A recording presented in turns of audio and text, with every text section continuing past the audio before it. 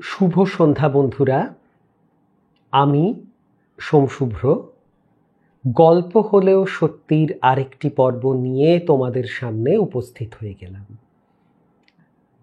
কেউ যদি উপস্থিত থাকো আমাকে একটু জানাও যে আমাকে পরিষ্কারভাবে দেখা যাচ্ছে বা শোনা যাচ্ছে কিনা। আমি এখনো অবধি কাউকে দেখতে পাচ্ছি না, কিন্তু কেউ যদি এসে থাকো আমাকে একটু জানাও যে আমাকে পরিষ্কার দেখা যাচ্ছে বা শোনা যাচ্ছে কিনা। তাহলে আমি আমার আজকের ঘটনার ঝাঁপি খুলে বসব। আমি দেখতে পাচ্ছি যে কেউ কেউ জয়েন করছে। আমার স্ত্রী চৈতালিকে দেখতে পাচ্ছি, পূর্ণিমাকে দেখতে পাচ্ছি, রঞ্জিতা ম্যাডামকে দেখতে পাচ্ছি, জয়িতাদি তুমি এসেছো দেখতে পাচ্ছি, সংযুক্তাকে দেখতে পাচ্ছি, সংযুক্তা বলছে এসে গেছি।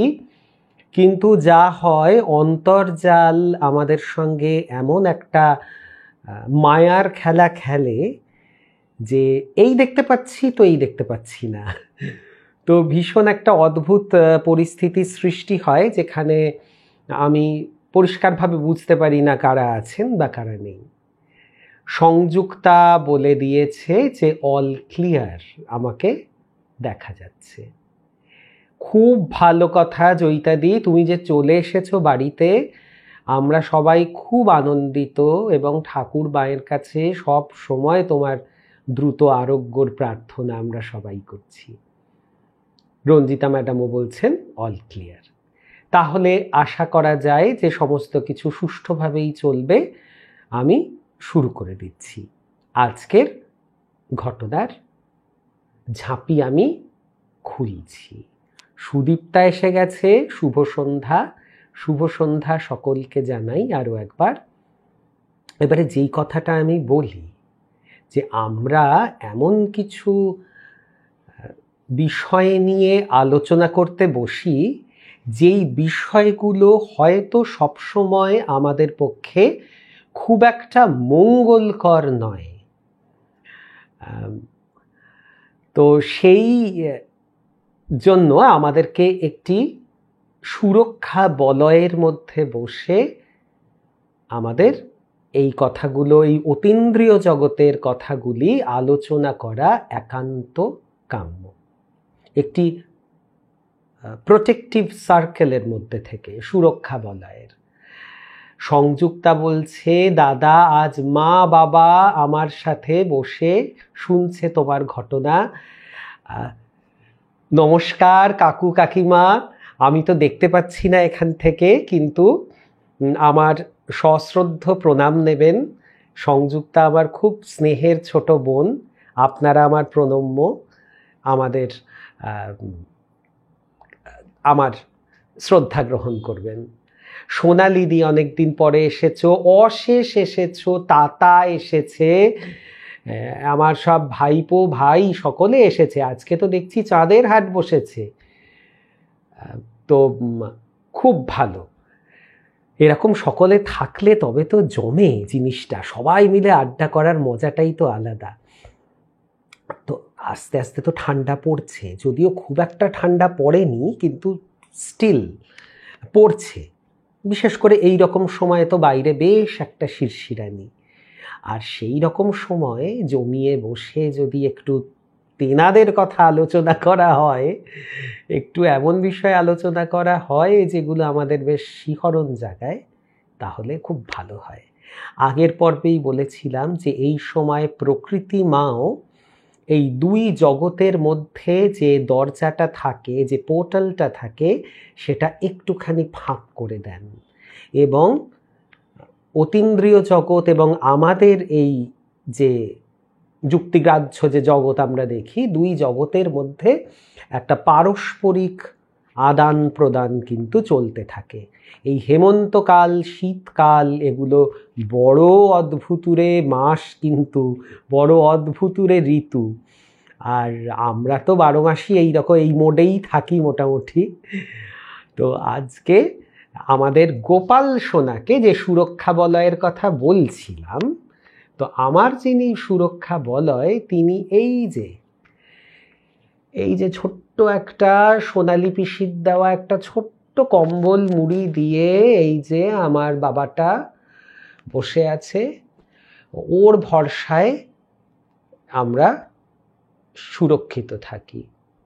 আমাদের ছোট্ট গোপাল সোনা, হ্যাঁ দেখো ঠান্ডা ঠান্ডা হয়ে গেছে, সব সময় ঠান্ডা হয়ে যায় বেচারা, যতই ওকে আমি গরম কাপড় দিই না কেন সব সময় ঠান্ডা হয়ে যায়, সব সময় ঠান্ডা হয়ে যায়।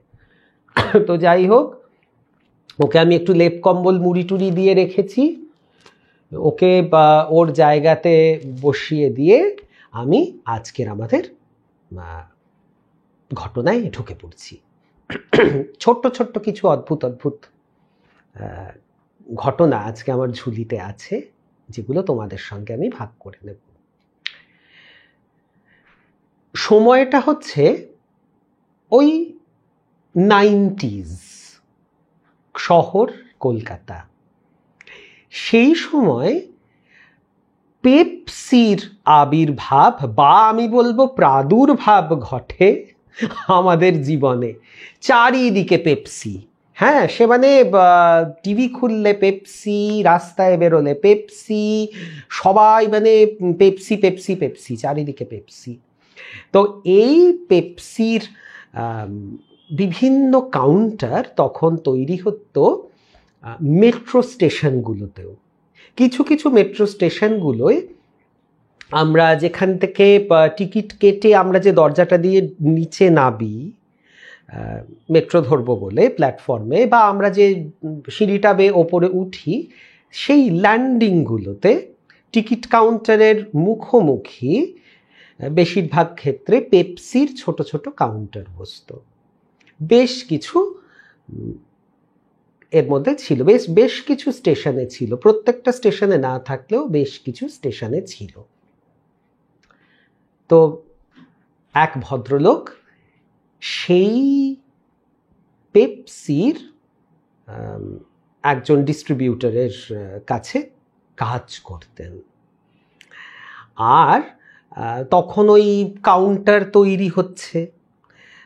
বেশিরভাগ কাজগুলো হয় যখন ট্রেন মোটামুটি বন্ধ হয়ে গেছে, ট্রেন চলাচল বন্ধ হয়ে গেছে, সেই রকম সময়তে কাজ টাজ গুছিয়ে টুছিয়ে নিয়ে স্টলটা কীরকম হবে, তারপরে পেপসির কি স্টক মেলানো টেলানো, নানা রকম ব্যাপার ট্যাপার থাকে। এই সমস্ত করে মোট কথা ট্রেন চলাচল বন্ধ হয়ে যাওয়ার বেশ কিছুক্ষণ পর অবধি একজন দুজন কর্মী থাকতেন, সমস্ত কাজকর্ম গুছিয়ে টুছিয়ে দিয়ে তারা চলে যেতেন বাড়িতে। তো আমাদের বিশেষ পরিচিত এক দাদা, আমি তাকে বলি স্বপনদা, স্বপনদা সেই সময়তে সেই পেপসির ওই বিভাগে কাজ করতেন, ওই বিষয়টাতে, মানে ওই স্টলটাতে বসবেন বা ওখানের জিনিসপত্র সামলাবেন, এরকম একটা কাজে তিনি নিযুক্ত হন। আমাদের পাড়াতেই একজন প্রভাবশালী ভদ্রলোক ছিলেন, যার ছিল ওই পেপসির ডিস্ট্রিবিউটারশিপ তিনি নিয়েছিলেন, এবং তার নিযুক্ত করা ছিল এই দাদা ছিলেন তারই এক এমপ্লয়ি। তো সেই সমস্ত কিছু করে রাতের দিকে দুজন রয়েছেন তখন। তো একজন বলল, স্বপনদা আজকে আমাকে একটু তাড়াতাড়ি যেতে হবে, দাদা আমি একটু বেরিয়ে যাই, তোমার তো কাজ প্রায় হয়ে এসছে। স্বপনদা বলল, হ্যাঁ হ্যাঁ তুই বেরিয়ে যা, আমি তো সমস্ত আর কয়েকটা জিনিসই আছে, আমি গুছিয়ে টুছিয়ে দিয়ে আমি বেরিয়ে যাব এখান থেকে। সে তো চলে গেল। এইবারে স্বপনদা তো বাদবাকি কাজটা করছেন, করতে করতে বলছে যে তখন ভালোই রাত হয়েছে, কারণ মেট্রো চলাচল তো চলে প্রায় 10টা অবধি তো চলেই। তো সেই সমস্ত, আর সেই সময়তে আরও ফাঁকা ফাঁকা, আমি 90-এর কথা বলছি, 90s-এর কোনো এক বছর।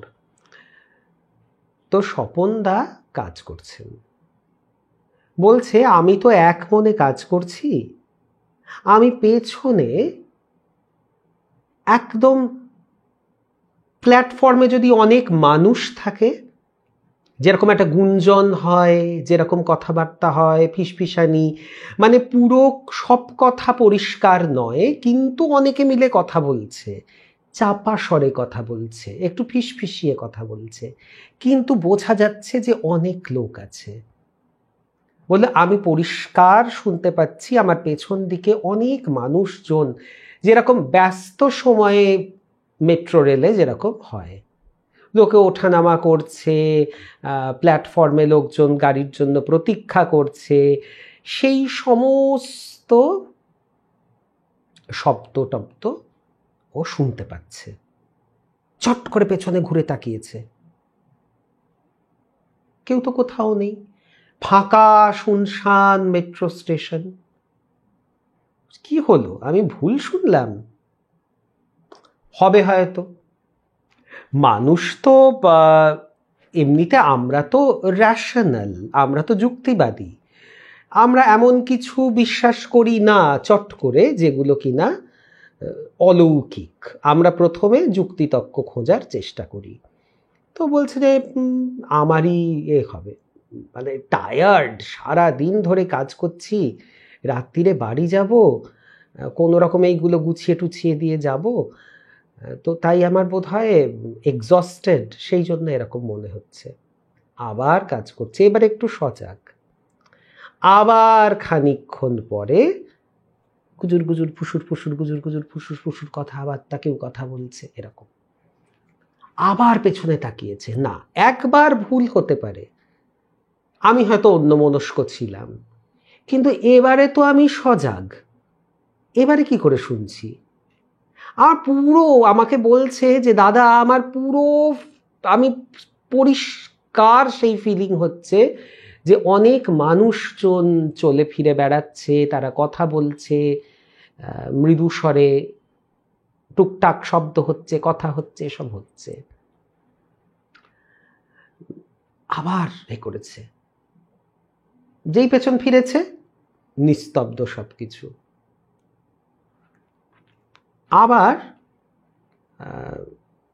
তো নিজের মনে কাজ করছে, কাজ তো কমপ্লিট করে দিয়ে যেতে হবে, কারণ দায়িত্ব আছে, অতগুলো টাকার ব্যাপার, ওকে তো সমস্ত কিছু গুছিয়ে টুছিয়ে বন্ধ করে দিয়ে যেতে হবে কাউন্টার, অল্পই কাজ বাকি আছে, ওইটুকু সামলাচ্ছে। আবার যেই কাজে মনোনিয়োগ করেছে, আবার সেম জিনিস। এবারে ও বলছে যে আমি না এবারে সাহস করে কি হলো একটু সিঁড়ি দিয়ে নামলাম, এতক্ষণ তো আমি পেছন ঘুরে শুধু উকি ঝুঁকি মারছিলাম এরকম করে, বলে আমি সিঁড়ি দিয়ে নামলাম নিচে।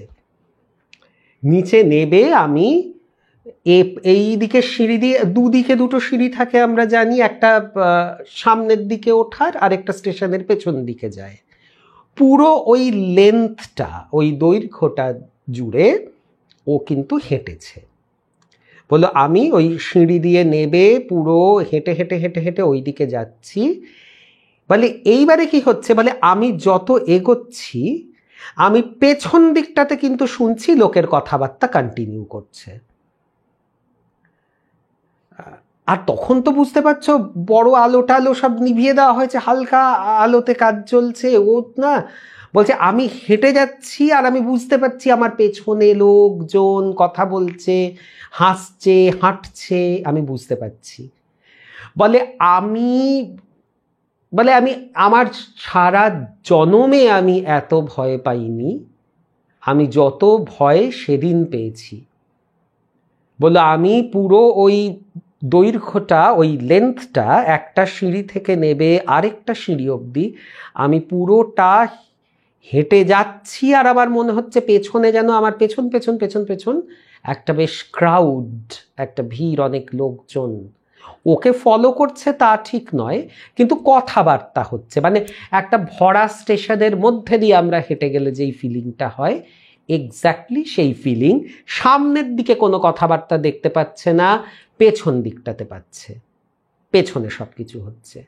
বললো আমি ঘুরে ছুট, বলে আমি ছুট দিয়ে ওপরে উঠে আমি কোনো রকমে মানে জিনিসগুলো যে ইনকমপ্লিট যে কাজগুলো ছিল বলে আমি কোনো রকমে সেগুলোকে র্যাপ করে আমি এবং যা মন্ত্রতন্ত্র যা কিছু টুকটাক ভাঙা চোড়া টুকরা টাকরা যা যা জানা আছে ঠাকুরের নাম টাম বলে সেই সমস্ত করতে করতে আমি কোনো রকমে জিনিসগুলোকে একটুখানি গুছিয়ে নিয়ে আমি দেদার ছুট। আর জীবনে কোনো দিন আমি একা মেট্রো স্টেশনে থাকিনি। আমি সব বলে আমি শুধু নিজেকে নিজে বলছি যে কেন ওই ছেলেটিকে আমি ছেড়ে দিলাম যে বলল যে দাদা আমার আগে যেতে হবে, অ্যাটলিস্ট দুজন থাকলে তো আমার এই অবস্থাটা হতো না। বলছে দিয়ে আমি কোনো রকমের সমস্ত কিছু করে টোরে দিয়ে দৌড়ে তো যাকে বলে পগার পাট আমি বাইরে, এবং তারপরে ইভেনচুয়ালি ও কাজটা ছেড়েও দিয়েছিল। খুব বেশি দিন ও সেই কাজটি করেনি, তবে এই কারণের জন্য ছাড়েনি সেটা অন্য বিষয়ে ছিল যে ওখানে খুব বেশি দিন কাজ করেনি, কিন্তু ওই স্টেশনটাকে ও ভীষণ মানে ওই স্টেশনেই ওর দায়িত্বটা পড়েছিল। ও যতক্ষণ লোকজন থাকতো তার মধ্যে পড়ি কি মরি করে সমস্ত কাজ টাজ গুছিয়ে দিয়ে ও পালিয়ে যেত। এবারে তোমাদের নিশ্চয়ই মনে জানতে ইচ্ছে হচ্ছে যে কোন স্টেশন? মেট্রো স্টেশন তো এতগুলো আছে, কোন স্টেশনে এ হেন ঘটনা ঘটেছে? তো মনে হয় তোমরা অধিকাংশ বন্ধুরাই এতক্ষণে গেস করতে পেরেছ খুব বদনাম যেই স্টেশনের, তা হচ্ছে আমাদের রবীন্দ্র সরোবর মেট্রো। আমাদের কলকাতার হন্টেড প্লেসেসের মধ্যে তোমরা যদি দেখো বারবার করে রবীন্দ্র সরোবর মেট্রো স্টেশনের নাম কিন্তু চলে আসে। তো সেই রবীন্দ্র সরোবর মেট্রো স্টেশনে এই ঘটনাটি ঘটেছিল, যখনও কিনা এটা হন্টেড স্টেশন হিসেবে এতটা তার সুখ্যাতি বা কুখ্যাতি হয়ে ওঠেনি যেটা পরবর্তীকালে হয়েছিল, তখনও অতটা হয়নি, কিন্তু এই অভিজ্ঞতা স্বপনদার ঘটেছিল এই রবীন্দ্র সরোবর মেট্রো স্টেশনে। এবং ওর জীবনে টুকরো টাকরা এরকম বেশ কিছু ঘটনা আছে, কিন্তু ও আমাকে বলেছিল যে দাদা এই দিনের মতো ভয় আমি কোনো দিন পাইনি। পুরো আমি একা। হ্যাঁ মধুরিমা, রবীন্দ্র সরোবর স্টেশন একদম মানে খুব নোটোরিয়াস। দেখো আমি মেট্রোতে যাতায়াত করি, কিন্তু আমার কখনো না প্রয়োজন পড়ে না রবীন্দ্র সরোবরে নাবার বা রবীন্দ্র সরোবর থেকে ওঠার, কারণ আমি তো টালিগঞ্জের বাসিন্দা, আমি মহানায়ক উত্তম কুমার স্টেশন আর আমি যাই একেবারে দমদম স্টেশন অবধি। বা যদি মাঝামাঝি কোথাও যেতে হয় ধরো পার্ক স্ট্রিট, এসপ্ল্যানেড, ওই অবধি আমি রবীন্দ্র সদন, নেতাজি ভবন, এগুলো মোটামুটি আমার ডেস্টিনেশন হয় মেট্রোতে যদি আমি যাতায়াত করি।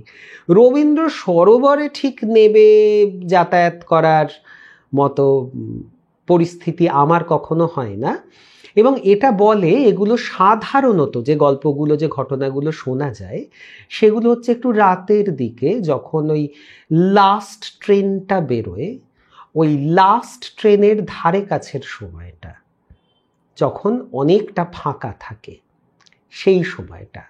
আমি আরও একজনের মুখে শুনেছিলাম, মুখে শুনিনি, সে ফেসবুকে স্ট্যাটাস দিয়েছিল যে আমি এটা কি দেখলাম ভাই, এরকম বলে সে স্ট্যাটাস দিয়েছিল যে আমি এসেছি মেট্রো স্টেশনে ওই কাজ টাজ সেরে, সেই আমাদের ফ্যাশন ওয়ার্ল্ডের সঙ্গেই সে যুক্ত, আমি আর তার নাম ধাম বিশদে ভাঙছি না।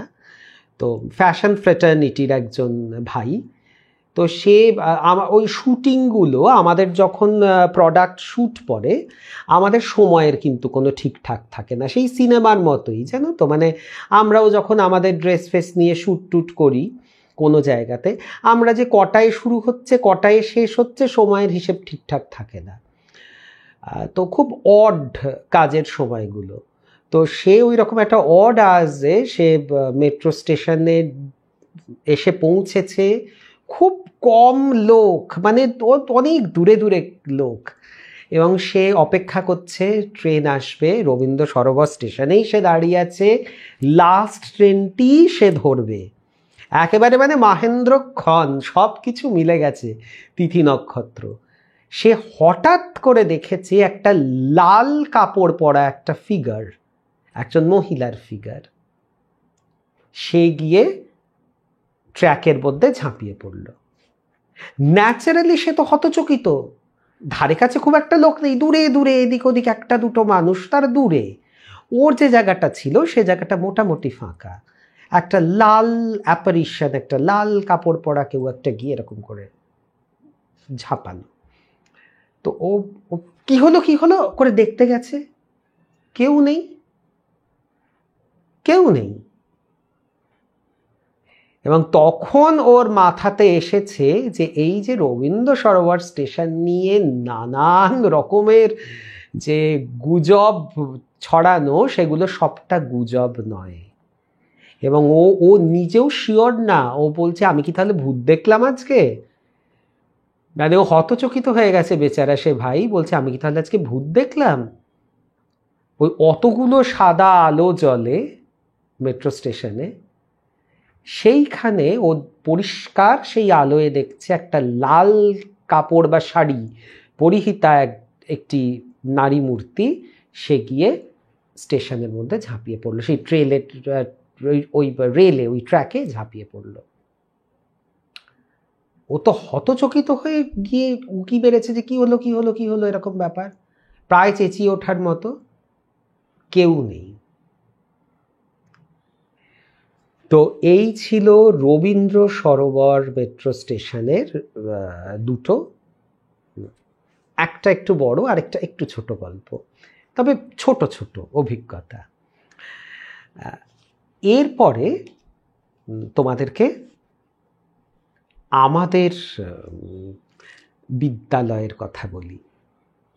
কিছুদিন আগে আমাদের স্কুলে কথায় কথায় স্টাফ রুমে যেরকম কথাবার্তা হয়, নানান বিষয়ে কথা হয়, এবং আমাদের যে আমার যারা কলিগরা তারা খুব ভালো। আমি দায়িত্ব নিয়ে বলতে পারি তারা খুব ভালো, কারণ আছে। যখন আমাদের শর্টেজ অফ টিচার্স অনেক জায়গাতেই আছে বলে ইনভিজিলেশনের জন্য অনেক সময় বাইরের ইনস্টিটিউট থেকে টিচারেরা আসেন উচ্চ মাধ্যমিকে তারা ইনভিজিলেট করবেন বলে। তারা প্রত্যেকে যখন আসেন তারা কিন্তু আলাদা করে আমাদেরকে প্রশংসা করে যান যে আপনাদের স্টাফ রুমের মতো এত বন্ধুত্বপূর্ণ এনভায়রনমেন্ট আমরা কিন্তু কোথাও পাই না, বা আমরা দেখিনি যে প্রত্যেকটা স্টাফের মধ্যে এতটা হৃদ্যতা।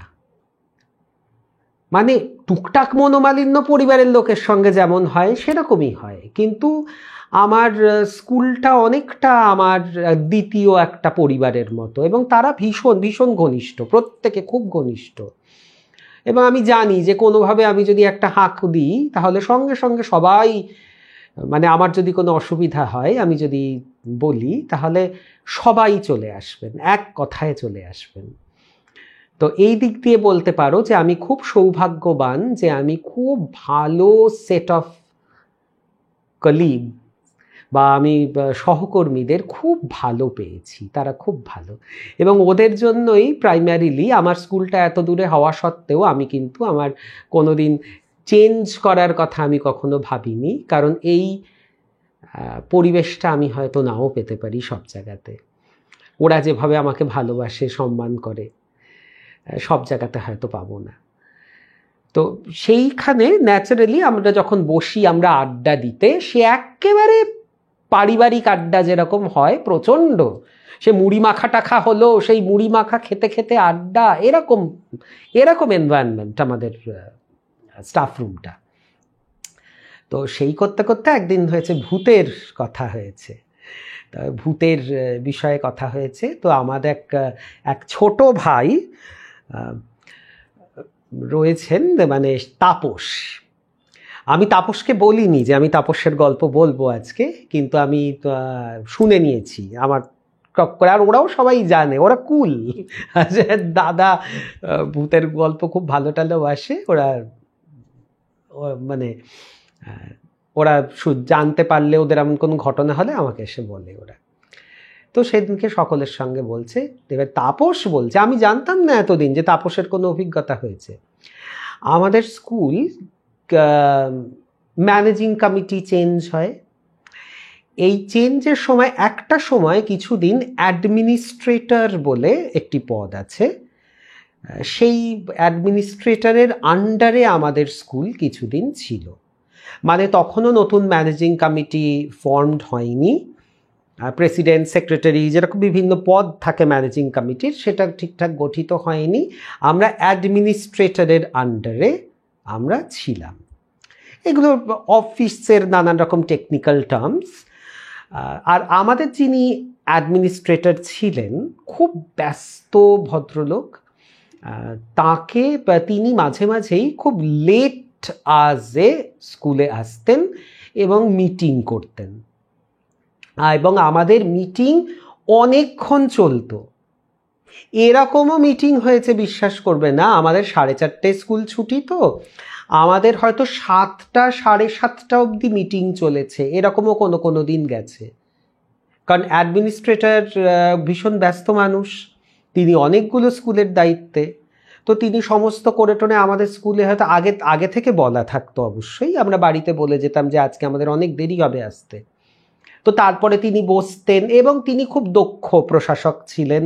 তিনি প্রত্যেককে ইন্ডিভিজুয়ালি মতামত নিতেন, প্রত্যেকটা টিচারকে জিজ্ঞেস করতেন তাদের কথা। কাজে একটা ইট ওয়াজ এ ভেরি লং প্রসেস। তো 4:30 পর হয়তো পুরো স্কুল ছুটি হয়ে গেল, স্কুল ডিসলভ হয়ে গেছে, তারপরে মিটিং বসলো, কথায় কথায় 6:30, 7টা, 7:30 অবধিও চলেছে, একবার দুবার। তো তখন কি হয় যে সমস্ত স্কুল বাড়ি অন্ধকার, আলো জ্বলে যায়, এরকম একটা সময়। তো সেই সময়টা কোন কাল ছিল আমার মনে নেই, মোট কথা অন্ধকার নেমে এসেছে। বুঝতেই পারছো, সেই স্কুল, মানে স্কুলের যে বিল্ডিংটা হয়, আমাদের 4 তলা স্কুল, আমাদের স্কুল কিন্তু দৈর্ঘ্য প্রস্থে যথেষ্ট বড় একটা স্কুল, মানে বেশ বড় একটা স্কুল।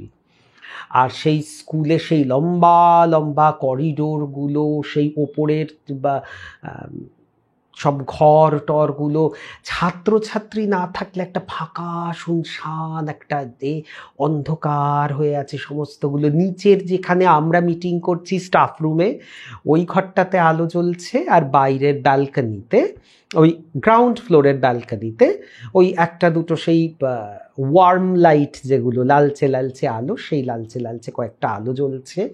আর আমাদের একদম এক প্রান্তে গিয়ে, কোণে গিয়ে আমাদের ছেলেদের টয়লেটটা, ওয়াশরুমটা ওখানে, তার পাশে আবার একটা গেট আছে রাস্তাতে পড়ার। কিন্তু ওই জায়গাটা আমাদের স্টাফ রুম থেকে বেশ পুরোটা হেঁটে যেতে হয়, গিয়ে এরকম ডান দিক বেঁকতে হয়, তার কর্নারে সিঁড়ির নিচে, মানে তার ওপর দিয়ে সিঁড়ি চলে গেছে দোতলায়, ফার্স্ট ফ্লোরে, সেই জায়গাটাতে আমাদের ওয়াশরুমটা। আর সেখানে যেই আলোটা জ্বলে, সেই আলোটা খুব দুর্বল আলো, সেটা না একদম team team team team team team করে। আর আমি বারবার করে বলি না যে আর্কিটেকচারগুলো এমন হয় যে ওখানে খুব যদি তুমি ব্রাইট আলো দাও, ওখানটা কখনো কিন্তু উজ্জ্বল হবে না, জায়গাটা অন্ধকার অন্ধকারই থাকবে, ছায়া ছায়া, জায়গাটাই এরকম। এবারে সেখানে তাপস মিটিংয়ের মাঝখানেই একটুখানি বলছে আমি ওয়াশরুমে যাব, বলে ওয়াশরুমে গেছে। তাপস বলছে যে আমি সন্ধ্যা সিঁড়িতে, মানে যেই সিঁড়িটা টয়লেটের ওপর দিয়ে যে সিঁড়িটা দোতলায় উঠে গেছে, বলে সিঁড়িটাতে আমি না ধুপ ধুপ ধুপ ধুপ ধুপ ধুপ ধুপ ধুপ করে কেউ নেবে আসছে, আমি আওয়াজ পাচ্ছি। মানে বেশ ভারী শরীরে তাড়াতাড়ি তাড়াতাড়ি করে কেউ যদি নাবে, ধুপ ধুপ ধুপ ধুপ ধুপ ধুপ করে দৌড়ে দৌড়ে নাবে না, ওরকম দৌড়ে দৌড়ে কেউ নামছে। তাপসটা, যেটা আমাদের টিচারদের স্কুলে গেলেই আমাদের গলা অন্য, মানে আমরা বাজখাই গলায় চেঁচাই, আই কে রে, এইরকম একটা চিৎকার আমরা সবসময় দিই, আই চুপ, আমাদের সারাদিন চলে এই সমস্ত। তো তাপস ওই ওয়াশরুম থেকে আই কে কে রে ডাক দিয়েছে, সব চুপ। এবারে তাপসের মনে হয়েছে ওপরে কি কেউ রয়েছে, স্কুল তো ছুটি হয়ে গেছে অনেকক্ষণ, কোনো বাচ্চা টাচ্চা ওপরে থেকে গেল নাকি, নাকি কেউ ঢুকলো। আর আমাদের সাধারণত ওই সবগুলো যেই প্রত্যেকটা ল্যান্ডিংয়ের পরে যেই মানে ল্যান্ডিংগুলোর মুখে একটা করে গ্রিলের গেট থাকে, যেটা তালা দেওয়া থাকে। মানে তুমি দোতলায় উঠবে, তো এই ফ্লাইট অফ স্টেয়ার্স তুমি এরকম সিঁড়ি দিয়ে উঠলে, উঠেই কিন্তু তুমি ল্যান্ডিংয়ে একটা গ্রিলের গেট পাবে যেখানে তালা পড়ে যায়, সেটা খুলে আবার দোতলার সেট অফ ঘর, আবার তেতলায় উঠতে গেলে ওখানে ওরকম বন্ধ হয়ে যাচ্ছে। তো এই রকমভাবে যেটা উঠে গিয়ে ওই সিঁড়িটা তো বন্ধ থাকে, ওখানে তালা ঝোলা, এবং সেটা আমাদের দাদারা যারা আছেন তারা তালা টালা দিয়ে দেন। কাজে ওপর থেকে কেউ নেবে আসছে এটা পসিবল না, কারণ ওখানে তালা আছে। কে ভেতরে থাকবে, সে তো যদি কেউ ভেতরে থাকে সে কিন্তু এই তালার জন্য নামতে পারবে না, আর ওখানে আটকে যাবে। এবারে তাপস ভেবেছে কি তারও ওপরে কেউ আছে যে বেরোতে পারছে না, এই অবধি এসেছে। সঙ্গে সঙ্গে আমাদের আরেক দাদা আছেন অভিজিৎদা, অভিজিৎদা এই তালা টালাগুলো এই সমস্ত কিছুর ব্যবস্থাপনা অভিজিৎদার। অভিজিৎদা ওপরে কি কেউ আছে নাকি গো? অভিজিৎদা বলছে, না কেন, এখন তো কেউ থাকার কথা নয় স্যার। বলে, না এক্ষুনি ধূপ ধূপ ধূপ ধূপ করে খুব জোরে কেউ দৌড়ে নামলো। না, আমার তালা দেওয়া তো, এই তো তালা, তুমি দেখো তো ওপরে কোনো বাচ্চা টাচ্চা রয়ে গেছে কিনা। অভিজিৎদা চেক করলেন, কেউ কোথাও নেই, কেউ কোথাও নেই। তাপস যথারীতি কাজ সেরে মানে চলে এলো আবার স্টাফ রুমে, এবং এতদিনও এই কথাটা সেভাবে কাউকে বলেও নি। তো তাই আমাদের যখন ভূতের কথা উঠছে তখন বলছে, হ্যাঁ আমাদের স্কুল তো আমারই তো এরকম একটা অভিজ্ঞতা আছে। বলে পুরো মানে বেশ বাচ্চারা যে নাবে না, দৌড়ে দৌড়ে নাবে, ধপ ধপ ধপ ধপ ধপ ধপ ধপ ধপ করে স্টেয়ার্সগুলোতে নাবে, সেই রকম একটা আওয়াজ। এবার অনেকে নামছে না, একজন বলে মনে হলো মানে একজন কেউ নামছে, কিন্তু ধপ ধপ ধপ ধপ করে বেশ ভারী স্টেপসগুলো, এবং তাড়াতাড়ি করে নামছে। কি, গেট তো বন্ধ, আর কেউ নেই। কারণ আমরা ভীষণভাবে চেক করি, মানে স্কুলের সকলে চেক করেন যে কোনো ছাত্র ওপরে যাতে কিছুভাবে না থেকে যায়, এ তো বিশাল দায়িত্বের বিষয়। সব চেক টেক করে তালা টালা দিয়ে তারপরে নিচের যা কাজ সারা হয়। মানে এটা সম্ভবই না যে ওপরে কোনো ছাত্র আটকে গেছে, তবু তো বলা যায় না যদি কেউ আটকে থাকে।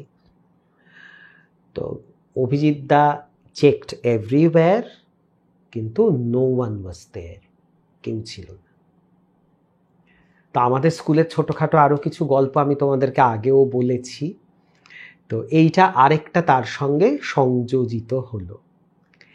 আসলে স্কুল, অফিস, যেই জায়গাগুলোতে সারাদিন অনেক মানুষের আনাগোনা চলতে থাকে, রাতের বেলায় যখন সবাই চলে যায়, তখন এই জায়গাগুলোর রূপ খুব বদলে যায়, জানো তো।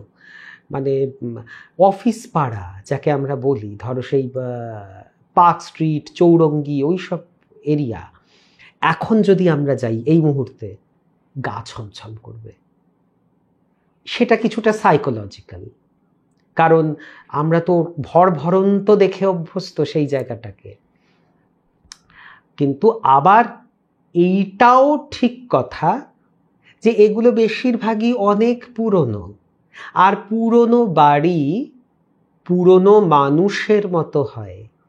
পুরনো মানুষের যেমন অনেক স্মৃতি তারা বহন করে, পুরনো বাড়ি অনেক স্মৃতি বহন করে চলে। তাদের মেমোরিতে অনেক ঘটনা স্টোর করা থাকে, এবং এই যে ঘটনা এর মধ্যে অনেক দিনের অনেক কথা। তো যেমন আমাদের স্কুলটা 60 বছর বয়স, তো 60 বছরের একটা স্কুল, কত লোক এসেছে, কত লোক গেছে। এবং আরেকটা কথা আমি যেটা বিশ্বাস করি, আনইউজড জায়গা যেগুলো, সেই জায়গাগুলোতে কিন্তু কিছু এন্টিটিসরা বসবাস করতে শুরু করেন। আমাদের স্কুলে সেরকম আনইউজড অনেক জায়গা আছে, সব স্কুলেই থাকে, এটা অস্বীকার করে লাভ নেই, সব স্কুলেই থাকে।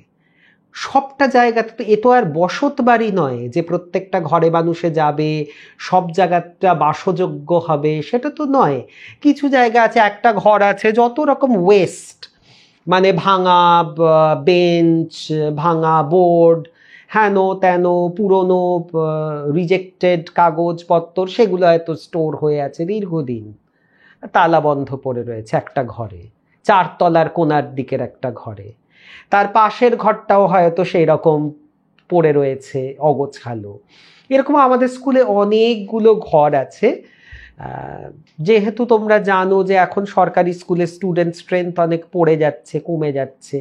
আগে একদম গমগমে ছিল, প্রচুর ছাত্রছাত্রী ছিল, এখন অতটা সমস্ত ঘর ব্যবহৃতও হয় না। সেই জন্য কিছু কিছু ঘর তো রয়েছে যেগুলো ফাঁকা পড়ে আছে। এবারে সেই যে দীর্ঘদিন ধরে যেই ঘরগুলো ফাঁকা পড়ে আছে, সেগুলোতে যদি কোনো এন্টিটির উপস্থিতি থাকে তো খুব অস্বাভাবিক নয়। কিন্তু এই জন্য বারবার আমি একটা কথা বলি, সকলেই বলেন যে প্রত্যেকটা ঘর যাতে ব্যবহার করা হয়, অন্তত আনাগোনা হয় সেই ঘরে।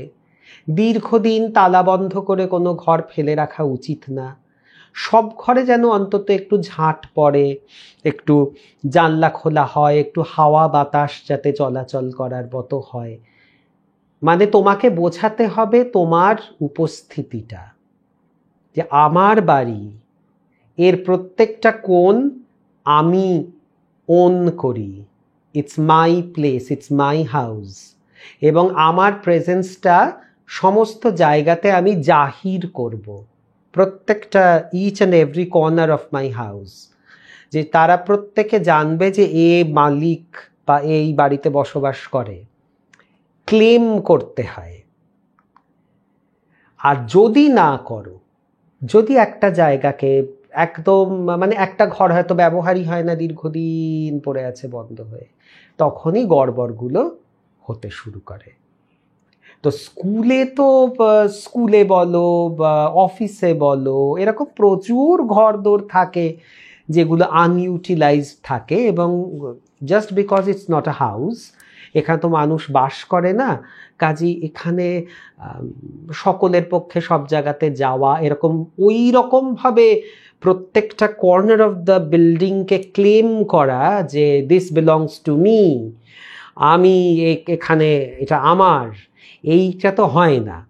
তো সেই জন্য যদি কোনো এন্টিটির উপস্থিতি থাকেও বা, অস্বাভাবিক কিছু নয়।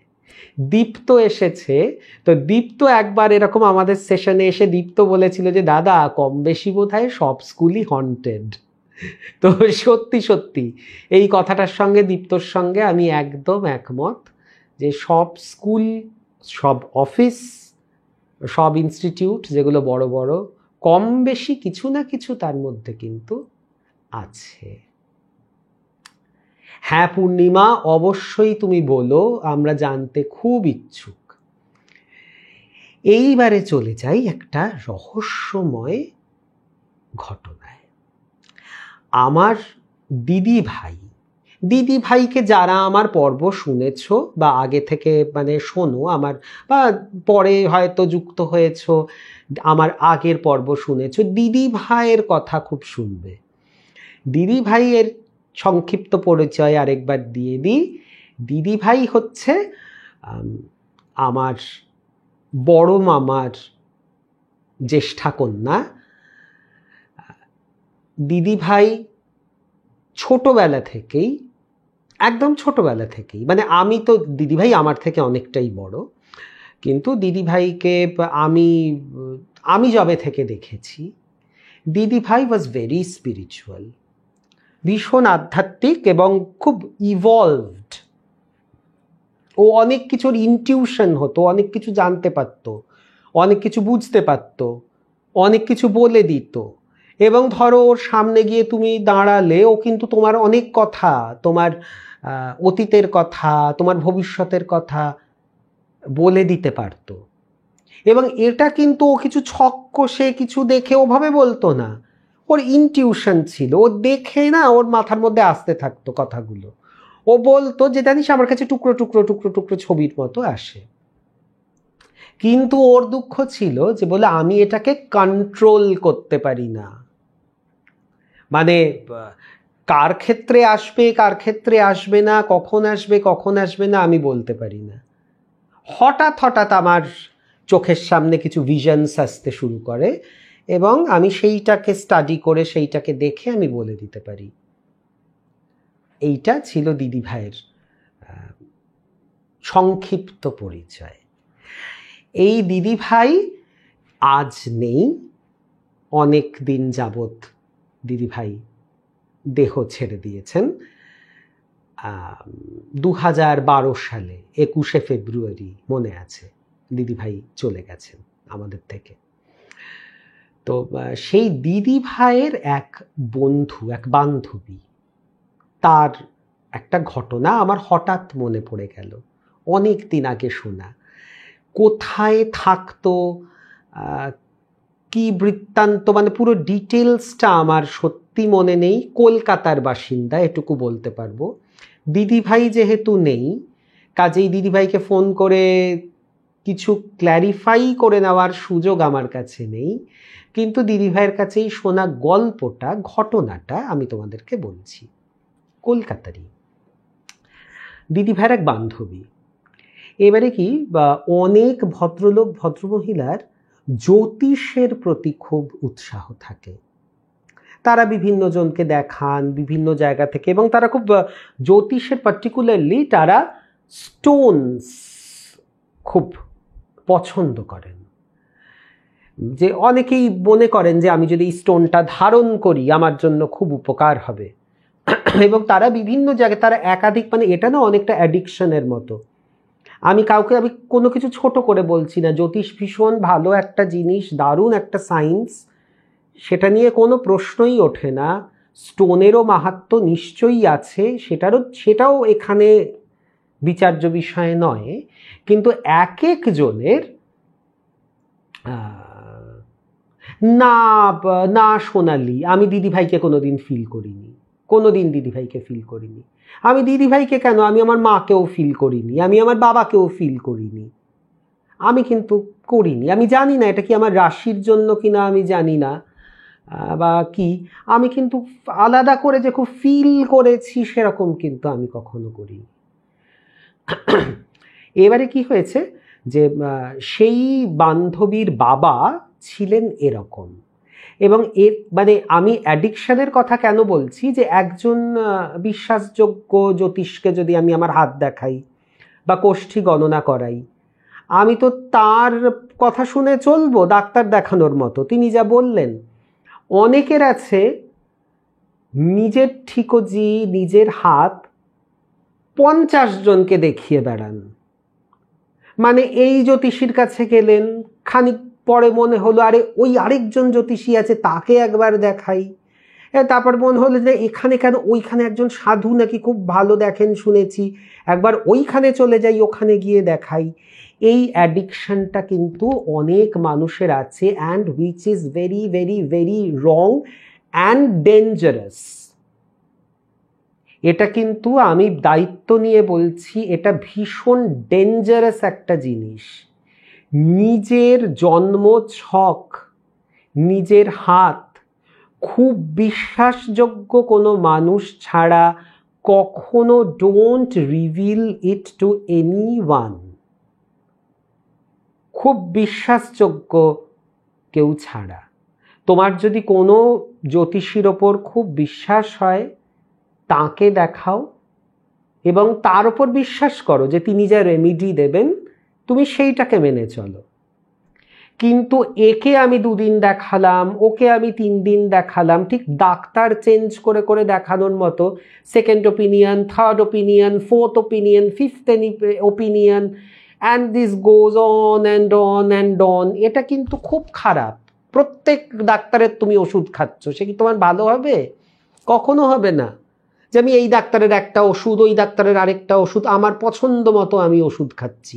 আমি এরকম লোককে জানি যে 5 জন ডাক্তারকে দেখিয়েছেন হয়তো, এবং প্রত্যেক 5 জনের প্রেসক্রিপশন থেকে উনি বেছে বেছে বেছে বেছে ওষুধ খাচ্ছেন নিজের মতো করে। এ তো সুইসাইডাল। এরকম কেউ করে?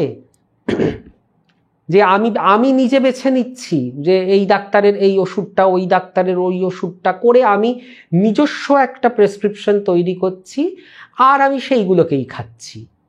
এটা তো একটা ভয়ঙ্কর জিনিস। সেম গোজ ফর এই জ্যোতিষী বা তোমার কোনো সাধক বা এদের কাছে যাওয়া। এটাও আমার দিদি ভাইয়ের কাছে শোনা। আমি মাঝখানে এই অকাল্ট নিয়ে যে আমার খুব তোমরা তো জানোই, যার জন্য এই গল্প হলেও সত্যি, যে প্যারানর্মাল অতীন্দ্রিয় ব্যাপার, আমি যখনই শুনতাম অমুক দিদি ভাই একটু যাই ওনার সঙ্গে দেখা করব, জ্যোতিষের ব্যাপারে না, জাস্ট প্যারানর্মাল ব্যাপারে, খবরদার যাবি না। আরে কেন? খুব ভালো শুনেছি। যা শুনেছো শুনেছো, তুমি নিয়ে গেলে আমাকে নিয়ে যাবে, একা যাবে না। মানে কেন? কি হয়েছে? আমি কি বাচ্চা নাকি? না, তুমি জানো না, তুই জানিস না। মানুষের যেখানে মানুষ দেখে বলে, জানিস ঠিকুজি হাতের রেখা তুলে নেওয়া বলে একটা কথা আছে। ভালো আধার দেখলে, যার গ্রহ সন্নিবেশ ভালো দেখলে, যারা হয়তো সব সাধনা করেন বা একটু নিম্ন স্তরের তন্ত্র সাধনা করেন, তারা কিন্তু সেই মানুষটিকে টার্গেট করে তাকে মেরে তার আত্মার ওপর নিজের কবজা করেন। একদম এটা প্রচণ্ড অনুচিত। এটা একটা ভীষণ শাস্ত্রবিরোধী কাজ। অনেকেই ভেক ধরে থাকেন, তুমি তো জানো না কে ঠিক কে ভুল।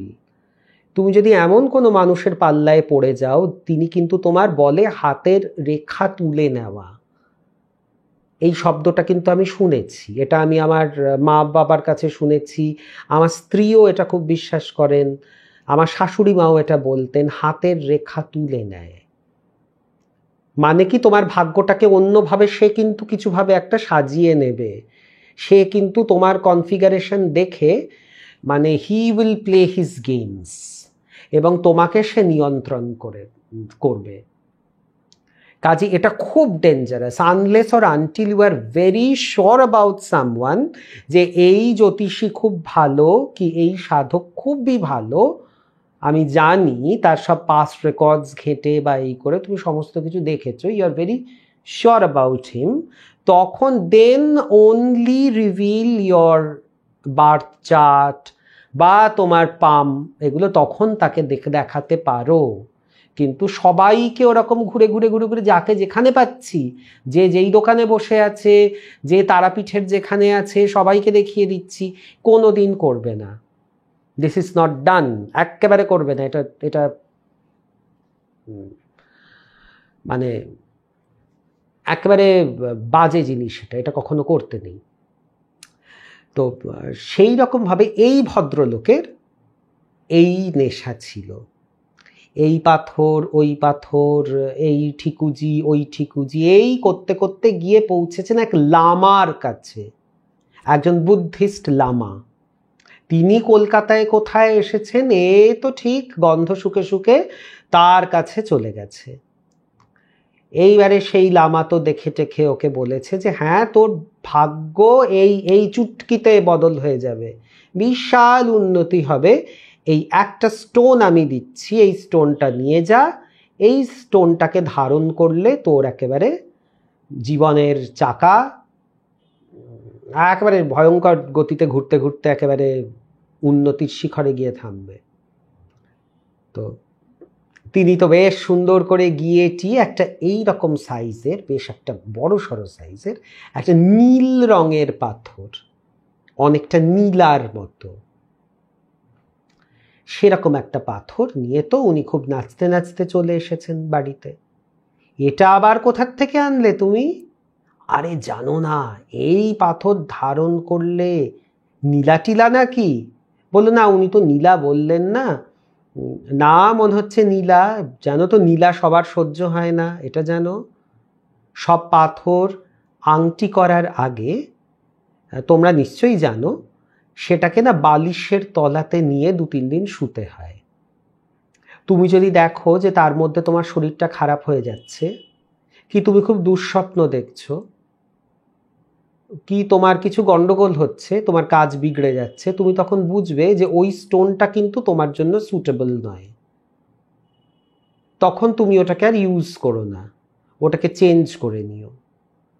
এটা অনেক সময় থাকে, এটা তোমার ওই যারা রত্ন বিক্রি করেন তাদের সঙ্গে একটা চুক্তি থাকে যে আমি কিছুদিন ট্রায়ালে রাখবো, যদি আমি দেখি যে আমার ঠিকঠাক, একটা হয়তো মানি ডিপোজিট করতে হয়, আমার স্যুট করছে, then only I will buy it from you, otherwise আমি কিন্তু তোমাকে ফেরত দিয়ে দেব।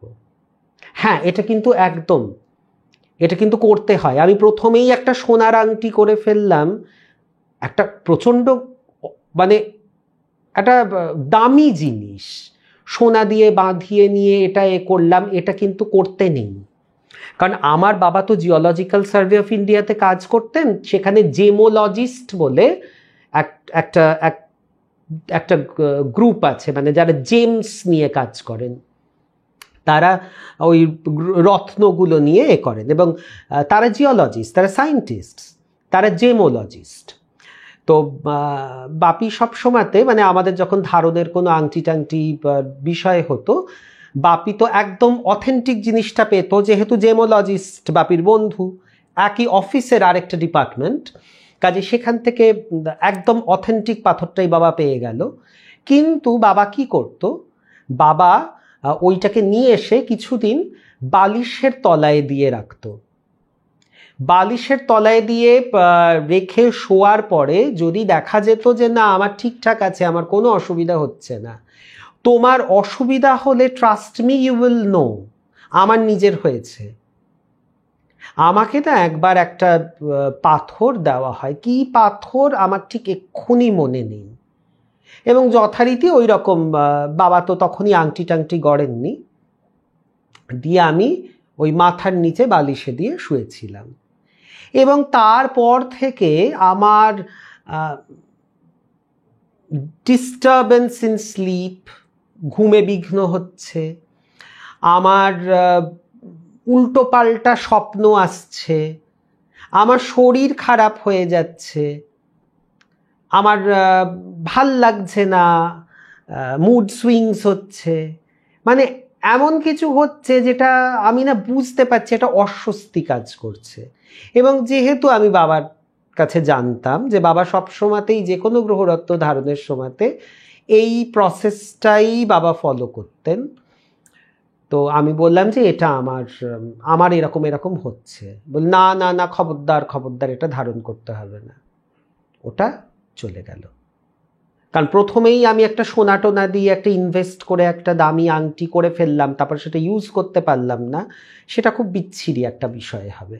তো সেই জন্য সব সময়তে ভবিষ্যতে কেউ যদি এই রকমভাবে কোনো জেমস্টোন কেনো কারুর কাছ থেকে, তাহলে সেই কন্ডিশনে কিনবে যে আমি কিন্তু 2-3 দিন রেখে দেখবো, হয়তো তারা একটা মানি ডিপোজিট নেবে তোমার কাছ থেকে, কিন্তু তুমি সেই ডিপোজিটটা রেখে এই চুক্তি করেই নেবে যে আমি কিছুদিন বালিশের নিচে নিয়ে শোবো, আমি যদি দেখি এটা আমাকে স্যুট করছে না, আমি কিন্তু আপনাদেরকে রিটার্ন করে দেবো ভাই, এই কন্ডিশনে কিনবে। আর খুব অথেন্টিক, খুব বিশ্বাসযোগ্য লোক ছাড়া কাউকে নিজেদের ঠিকুজি, এমনকি হাত, এগুলো দেখিও না। এটা জোক না, এটা মজার ব্যাপার নয়। কিন্তু অনেকে আছে না শখের, সবাই দেখি দেখি দেখি তোমার হাতটা দেখি, সঙ্গে সঙ্গে আমি দেখি। বিশেষ করে পার্টিতে খুব হয় এগুলো, যে সকলে মজলিস আড্ডা টাড্ডা হচ্ছে, কেউ একটা এই উনি মিস্টার অমুক, উনি খুব ভালো হাত দেখেন, চলো সবাই হয়তো মজা করে করে হাত দেখাচ্ছে গিয়ে গিয়ে। তিনি কিছু না কিছু একটা বলতেন। একদম সব উর্মিদি সব স্টোন। অন্তত আমি আমার বাবাকে দেখেছি, একমাত্র বাবা বলতেন যে দুটো স্টোন একটু সেফ, যেগুলোকে বিশেষ টেস্ট না করে নেওয়া যায়। একটা হচ্ছে মুনস্টোন, আর একটা হচ্ছে মুক্ত যেহেতু মানে সবারই স্যুট করে মুক্ত, দুটোই মুনের। আর তোমার মুক্ত তো গয়নাতেও থাকে, কাজেই মুক্ত খুব সেফ। আর মুনস্টোনও মুনের শান্ত এনার্জি, তো মুনস্টোনও সেফ। এই দুটো শুনেছি আমি যেটুকু শুনেছি, যে এই দুটোকে টেস্ট না করলেও চলে, কিন্তু বাদ বাকি যেই জেমসগুলো আছে সেগুলো কিন্তু একটু মাথায়, গোমেদ তো নিশ্চয়ই, গোমেদ অবশ্যই মাথার মানে একটু বিছানার তে নিয়ে শুয়ে টেস্ট করে দেখে নেওয়াটাই উচিত। স্যুট করে গেলে স্যুট করে গেল, যদি না করে। তো এইবারে ঘটনাটাতে আসি, অন্যদিকে আমরা চলে গেলাম, তবে গুরুত্বপূর্ণ, এটা কিন্তু গুরুত্বপূর্ণ ছিল, বন্ধু হিসেবে তোমাদেরকে এটা বলা আমার দরকার ছিল। তো সেই ভদ্রলোক তো নাচতে নাচতে সেই নীল পাথর, অজানা একটা নীল পাথর, সেটা নিয়ে চলে এসেছেন। এবারে কি হয়েছে, ওনার মেয়ে আর স্ত্রী একটা ঘরে ঘুমন, পাশের ঘরে ভদ্রলোক ঘুমন। মেয়ে আর স্ত্রীর ঘরের একটা টেবিলের ওপরে একটা এরকম শেলফ মতো, একটা বুক শেলফ মতো, তার ওপরে পাথরটা রাখা আছে। সেই পাথরটাকে রেখে মা আর মেয়ে দুজনে তো ঘুমোচ্ছে। কত রাত জানা নেই, এই দিদিভাইয়ের বান্ধবীটির ঘুম একটা অস্বস্তিতে ভেঙে গেছে, এবং মানে চোখ খুলে সে দেখছে পুরো ঘরটা একটা হালকা নীলাভ আলোয় ভরে গেছে। মানে একটা ব্লু লাইট যদি আমরা জ্বালাই ঘরে, ওদের ঘরে কিন্তু আলো জ্বলছিল না, ওরা অন্ধকার ঘরে শুতে অভ্যস্ত, কোনো ডিম লাইট ছিল না। কিন্তু ও চোখ খুলে দেখছে একটা ব্লু ডিম লাইট জ্বালালে যেরকম আলো হয়, সারা ঘরটা একটা ব্লুইশ লাইটে ভরে গেছে, একটা নীলাভ আলোয়। এবং ঠিক ওদের পায়ের কাছে একটা বড় জানলা ছিল, জানলার ওই পাশে গাছগাছালি, বাগান টাইপের। সেই জানলাতে একটা মুখ, এবং মুখটা বেশ বড়, সে না এরকম করে ওদের দিকে তাকিয়ে আছে। এবং মুখটা মানে ও এক ঝলক যেটা দেখেছে যথেষ্ট স্ট্রেঞ্জ দেখতে, একটা অদ্ভুত একটা মুখ ওই জানলার গড়াদের মধ্যে না এরকম করে ওদের দিকে তাকিয়ে শুধু মুখটা দেখতে পাচ্ছে। তারপরে যেটা আসল বিষয়, ওরা কিন্তু আছে দোতলায়, মানে একতলাতে দাঁড়িয়ে কেউ করছে নয়, কিন্তু দোতলার ছাদে, মানে দোতলার ঘরে পায়ের কাছে জানলাতে দেখতে পাচ্ছে যে একটা মুখ, বেশ একটা বড় মুখ, একটু না একটু সেই চাইনিজ মতো একটু চোখগুলো এরকম, ওই টাইপের একটা মুখ, একটু ওই হিলসের লোকেদের মতো একটু নেপালি টাইপের ওই রকম একটা মুখ, এবং সেই মুখটা এরকম করে ওদের দিকে এরকম করে তাকিয়ে আছে। আর সারা ঘরের সেই নীলাভ আলোটা তার মুখের মধ্যে, সেই নীল, হালকা নীল আলোতে ওরকম একটা মুখ এরকম করে জ্বালানো, আর সেটা দোতলায়, পায়ের কাছে জানলায়। মানে সেই দিদিটি তো মানে বলছে বলে আমি সেই মোমেন্টে আমি মানে আই ফ্রোজ, বলে আমার হাত পা কিছু নড়ছে না, আমি চোখও যে বন্ধ করব মানে সেটাও যেন আমার মানে নিয়ন্ত্রণে নেই। আমি একটা হাঁ করে একটা ভ্যাবলার মতো তাকিয়ে আছি, আর মুখটা এরকম করে আমার দিকে তাকিয়ে আছে। এবারে সামহাও কিছু একটা হয়েছে, হাত লেগেছে বা কিছু একটা হয়েছে, ওর মাও জেগে গেছেন এবং মায়ের ঘুম ভেঙে মাও সেম জিনিস দেখেছে, সেই bluish light and the face. এবং সঙ্গে সঙ্গে মানে দুজন যখন উঠে পড়েছে, ওরা তো চট করে খাট থেকে উঠে, এবং যখন ওরা ফুল সেন্সে খাট থেকে নেমে পড়েছে তখন কিন্তু লাইট ফাইটার কিচ্ছু নেই, ফেসটাও নেই, সমস্ত কিছু আবার নর্মাল একটা ঘর। মেয়ে মা দুজনে দেখেছে, এবং যতক্ষণ ওরা ওই ট্রান্সের মতো অবস্থাতে ছিল ততক্ষণ the face was there, the light was there. কিন্তু যখন ওদের ওরা চটকাটা ভেঙে মা যখন একেবারে ছিটকে মেয়েকে নিয়ে খাট থেকে নেমে পড়েছেন, সবটা চলে গেল। এবারে তো বাবাকে তো ডেকে, মা তো সেই প্রায় এই মারে কি সেই মারে দাম্পত্য কলহ, কোথা থেকে তুমি এই পাথর নিয়ে এসেছো বলো, কোথা থেকে এনেছো তুমি এই পাথর, কেন কি হয়েছে, বলে কাল কি হয়েছে তুমি জানো, বা তুমি তো সব বললে বিশ্বাস করবে না, বলবে যে তোমরা ভুল দেখেছো, তোমাদের মানসিক বিকৃতি, এই সমস্ত তোমরা নানান রকমের কথা বলবে। কেউ তুমি কোথার থেকে এই পাথর উঠিয়ে নিয়ে এসেছো, বলে আমি আমার সংসারে এই পাথর থাকতে দেবো না, তুই এক্ষুনি ফেরত দিয়ে, তুমি আজই যাবে, তুমি গিয়ে ফেরত দিয়ে আসবে।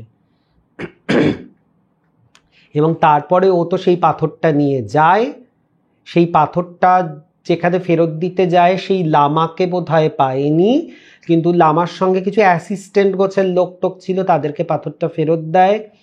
এবং তখনও বুঝতে পারে এরা হচ্ছে এই তান্ত্রিক লামা আর কি, বুঝেছো তো, মানে যারা বুদ্ধিস্ট তন্ত্র যারা প্র্যাকটিস করে, সেই তান্ত্রিক লামা। কি উদ্দেশ্যে ভদ্রলোককে যে এই পাথর সে দিয়েছিল ভগবানই জানে, ভালো তো কিছু নয় বুঝতেই পারছ।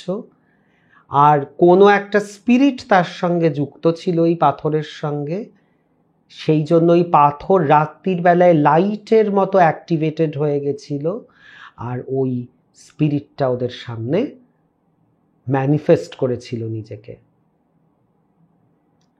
এবং তারপর থেকে সেই ভদ্রলোকের এমন শিক্ষা হয়ে যায়, তিনি আর ওই অ্যাডিকশানের মতো ওর কাছে গিয়ে গিয়ে হাত দেখানো, অমুক করা তমুক করা, এই জিনিসগুলো উনি বন্ধ করেন।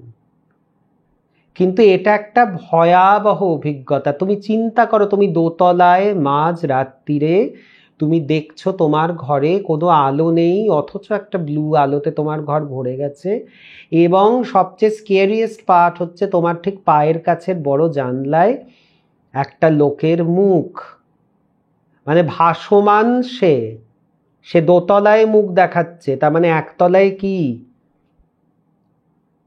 বা সে যদি বিশাল বৃহৎ আকার হয় তাহলে সে কে, যে একতলায় দাঁড়িয়ে যার মুখ দোতলায় গিয়ে পৌঁছয়, সে কে,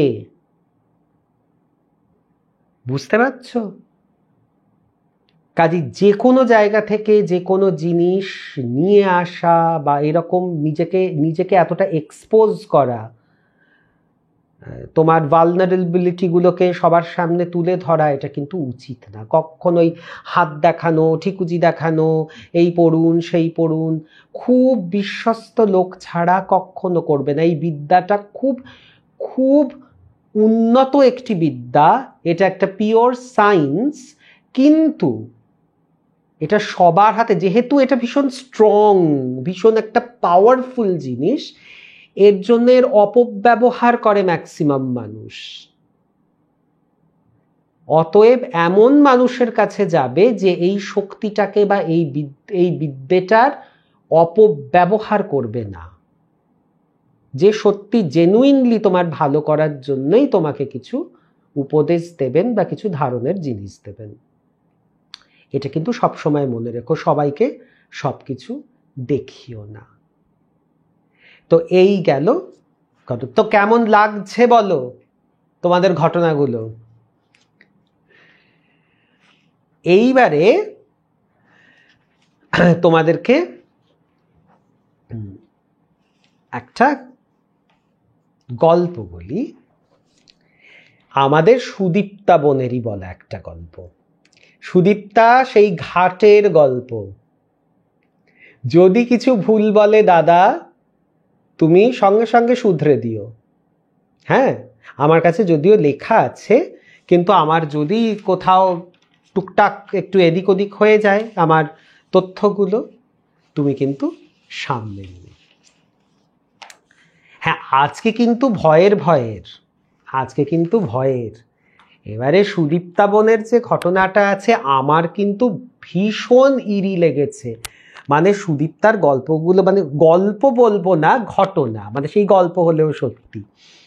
তো সেই ঘটনাগুলো মানে এত এত সাংঘাতিক ইরি যে আমি কি বলবো। এই ঘটনাটা হচ্ছে সুদীপ্তা যখন ক্লাস 9-এ পড়ে, ছোট্ট মেয়ে, এখনো আমার ছোট্ট বোন, কিন্তু তখনও আরও ছোট ছিল, পুচকি, ক্লাস 9-এ পড়তো। এবং সেই বিখ্যাত পাইকপাড়ার বাড়িতে ও থাকতো। পাইকপাড়ার বাড়ির আর আমার আশা করি বর্ণনা দেওয়ার কোনো দরকার নেই, কারণ এতদিনে পাইকপাড়ার বাড়ির সম্বন্ধে তোমরা অনেক কিছু জেনে গেছো। আগের পর্বগুলো যারা শুনেছো, যারা নিয়মিত শোনো, তোমরা জেনে গেছো খুব একটা প্রাচীন বাড়িতে সুদীপ্তারা থাকতো। বাড়িটা 3 তলা ছিল, বিরাট বড় ছিল, মাঝখানে একটা বিশাল উঠোন ছিল। 1 তলাতে দাদু দিদা থাকতেন, 2 তলাতে আমাদের কাকিমা সুদীপ্তা এবং ওর দিদিকে নিয়ে থাকতেন। 3 তলাটা মোস্টলি স্টোর হাউস হিসেবে ব্যবহৃত হতো, এবং কাজের যারা সাহায্যকারী যারা ছিলেন তারা কখনো সখনো সেখানে বিশ্রাম নিতেন, সেখানে সেলাই ফোড়াই করতেন, সেইটা ব্যবহৃত হতো। তার সঙ্গে লাগোয়া একটি টেরাস ছিল, একটি ছাদ ছিল। এইটা মোটামুটি আমি একদম চটপট করে তোমাদেরকে একটা রিক্যাপ করে দিলাম যে বাড়িটা কেমন ছিল। তোমরা এতদিনে সবাই জেনে গেছো। তবে ঘটনাটা বাড়িটাকে নিয়ে না, পাড়াটাকে নিয়ে। এবারে সুদীপ্তার সেই পুরনো পাড়া, পুরনো বাড়ি, বড় বড় ঘর, যেরকম লাগে, যেরকম হয় আর কি, বেশ একটা সেই ওল্ড ওয়ার্ল্ড চার্ম আমরা যেটাকে বলি সেরকম। এবং সুদীপ্তা, আমি যদি খুব ভুল না বলি, বাড়িটার বয়স বোধহয় 200-র ওপর না গো? তুমি বলেছিলে আমাকে, বোধহয় প্রায় 200-300 বছরের পুরনো বাড়ি। সুদীপ্তা আমাকে একটু কারেক্ট করে দিও যদি আমি ভুল বলে থাকি। মানে খুব 100-র বেশি তো বটেই ওই বাড়িটার বয়স। ওই পাড়ার সব বাড়ি প্রাচীন, পাড়াটাই প্রাচীন। পাইকপাড়া সম্বন্ধে আমারও একটু আইডিয়া আছে, কারণ আমার বড় মাসি থাকতেন দীর্ঘদিন, তো আমারও ছোটবেলায় যাতায়াত ছিল। তো খুব প্রাচীন একটা জায়গা। তো এই রকম জায়গাতে তো সুদীপ্তা বোন থাকতেন, ক্লাস 9-এর ঘটনা এটা। এবারে সেখানে তখন দাদু, সুদীপ্তার দাদু, আমাদের সকলেরই দাদু কিন্তু তখন দেহ রেখেছেন। দাদু তো সুদীপ্তার পড়াশোনার সমস্ত ভার নিয়েছিলেন, সেটাও আমরা জানি আগে যে পর্বগুলো আমাদের হয়েছে তোমরা জানো।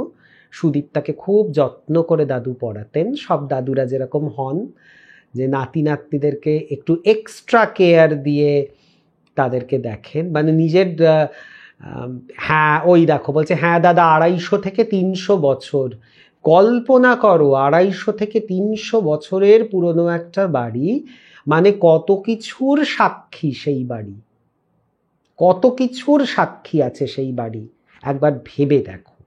আর তখনকার দিনের আর্কিটেকচার।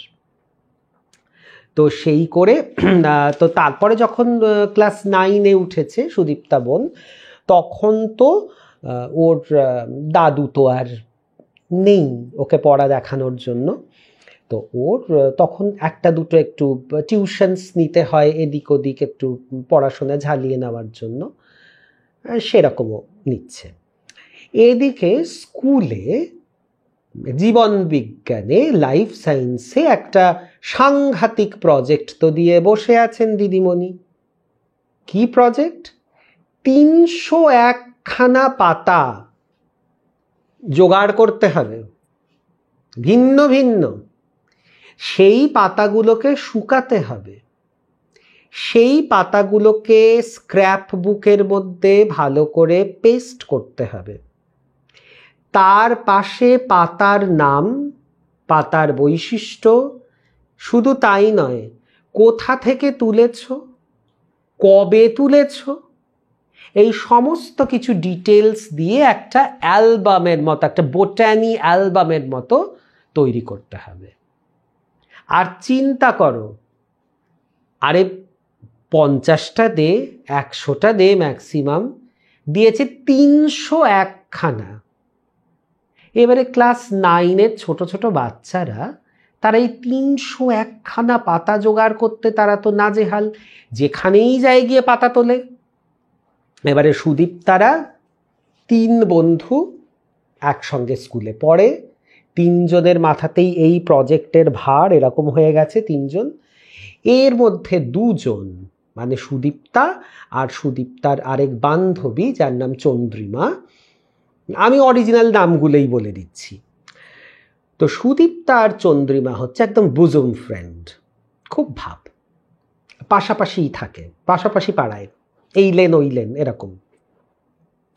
স্কুল এক, বয়স এক, সব কিছু একেবারে মিলে গেছে, খুব বন্ধু। এবারে 2জনের মধ্যে চুক্তি হয়েছে, শোন, তুই যে যে পাতাগুলো তুলবি না, 2 করে পাতা তুলবি, হ্যাঁ, একটা আমার পাতা, একটা তোর পাতা। 2জনের মধ্যেই তাই চুক্তি হয়েছে। চন্দ্রিমাও 2 করে পাতা তুলছে, সুদীপ্তাও 2 করে পাতা তুলছে, যেখানেই যাচ্ছে পটাং পটাং করে পাতা তুলছে 2 বন্ধু। এবারে পাতা তুললে তো আবার হবে না, এবারে পাতা মিলিয়ে দেখতে হবে, হয়তো কমন পাতা তুলে বসে আছে, কমন পাতা হলে আবার সেই পাতা বাতিল, আবার সেই জায়গাটাতে আরেকটা নতুন পাতা খোঁজো, মানে সে এক বিতিকিচ্ছিরি কাণ্ড।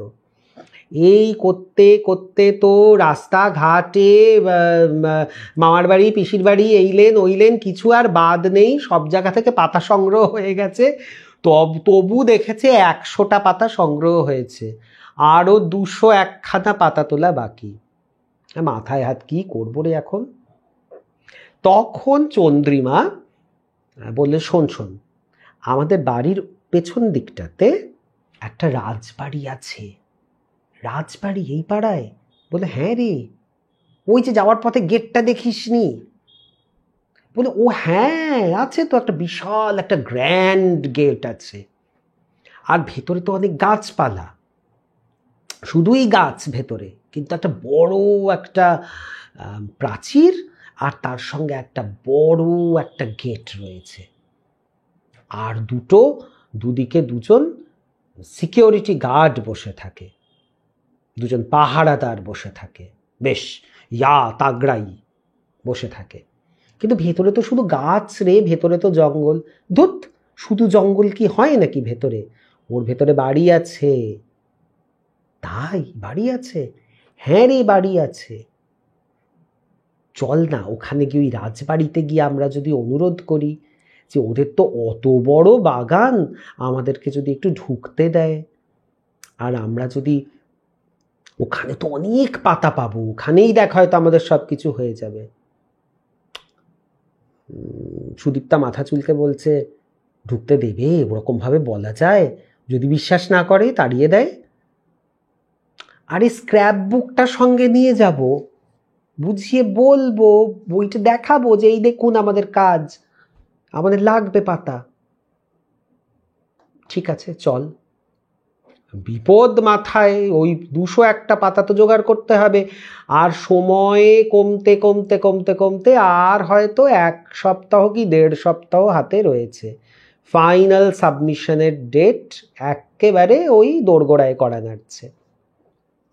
তো গেছে, ক্যা হুয়া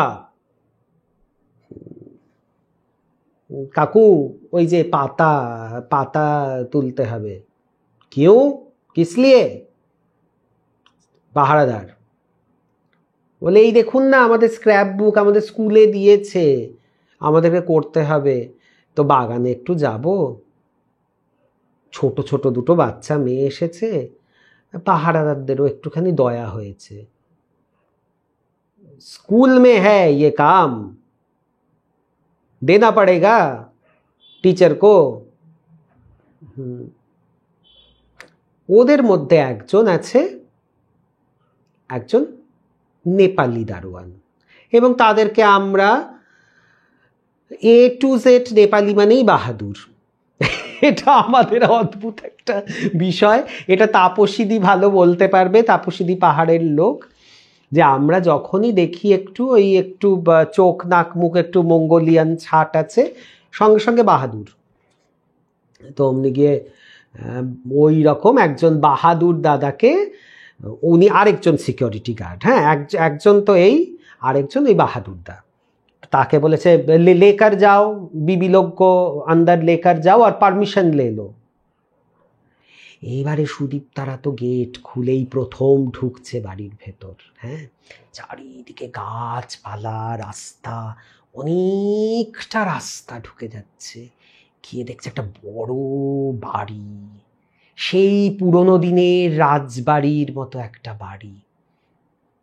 কি সুন্দর, মানে সে হতশ্রী হয়ে যাচ্ছে, হতশ্রী ইন দ্য সেন্স যে হয়তো ঝলমলে রং নেই, কিছু কিছু জায়গায় হয়তো আগাছা জন্মাচ্ছে, শ্যাওলা জন্মেছে, কিন্তু তার একটা আলাদা বিউটি থাকে। দেখো সব সময় কিন্তু ফ্রেশলি পেইন্টেড সব কিছু ভালো লাগে না, রাজবাড়ি একটু একটু ওই রকমই ভাল লাগে, একটু কোথাও একটু শ্যাওলা, কোথাও একটু গাছ উঠেছে, কোথাও একটু মরচে পড়েছে, তখন ওই পুরনো দিনের ওই ওই ছাপটা চোখের ওপর ভেসে ওঠে।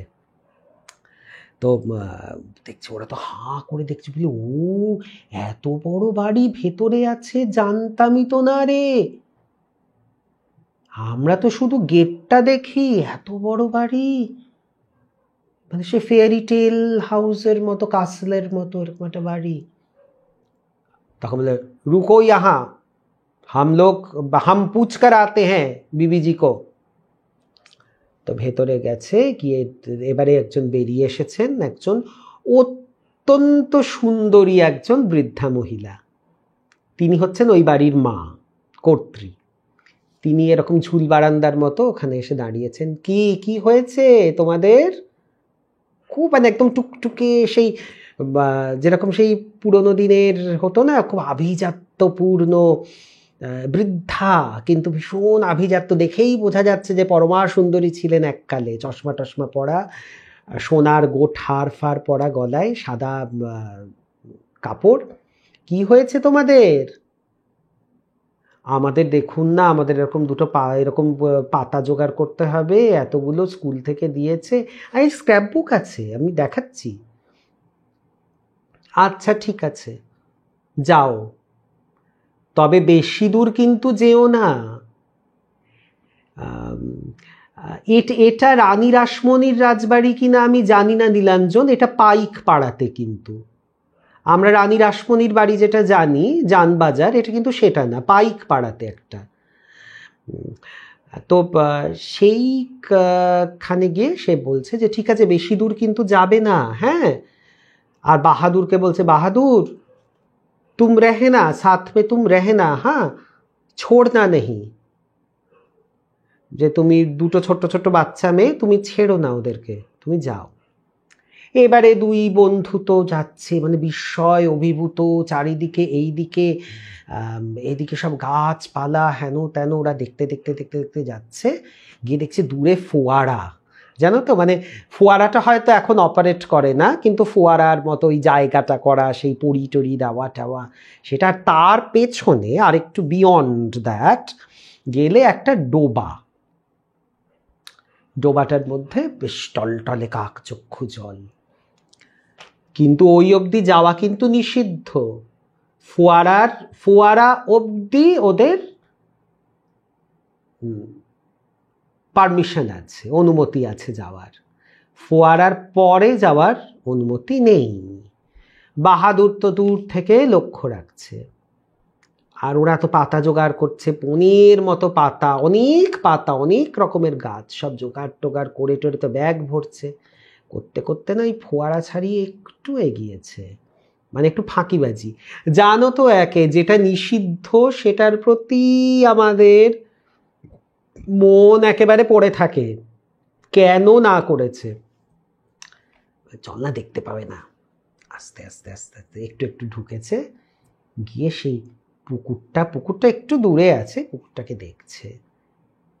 আর অদ্ভুত একটা জিনিস কিন্তু হয়, খুব পুরনো যে পুকুর, যেগুলো ব্যবহার হয় না, কাক চক্ষু জল, শ্যাওলা ধরা ঘাট,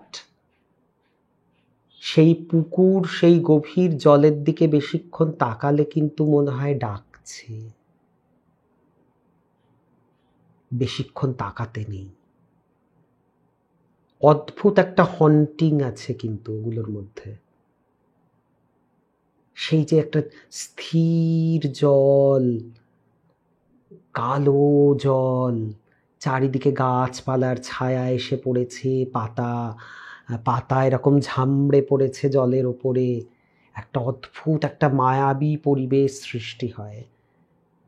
দীর্ঘদিন কেউ স্নান করে না সেইখানে, সেই জল ব্যবহার হয় না, সেই জল যেন কিরকম আয় আয় করে ডাকে। জলের দিকে বেশিক্ষণ তাকাতে নেই।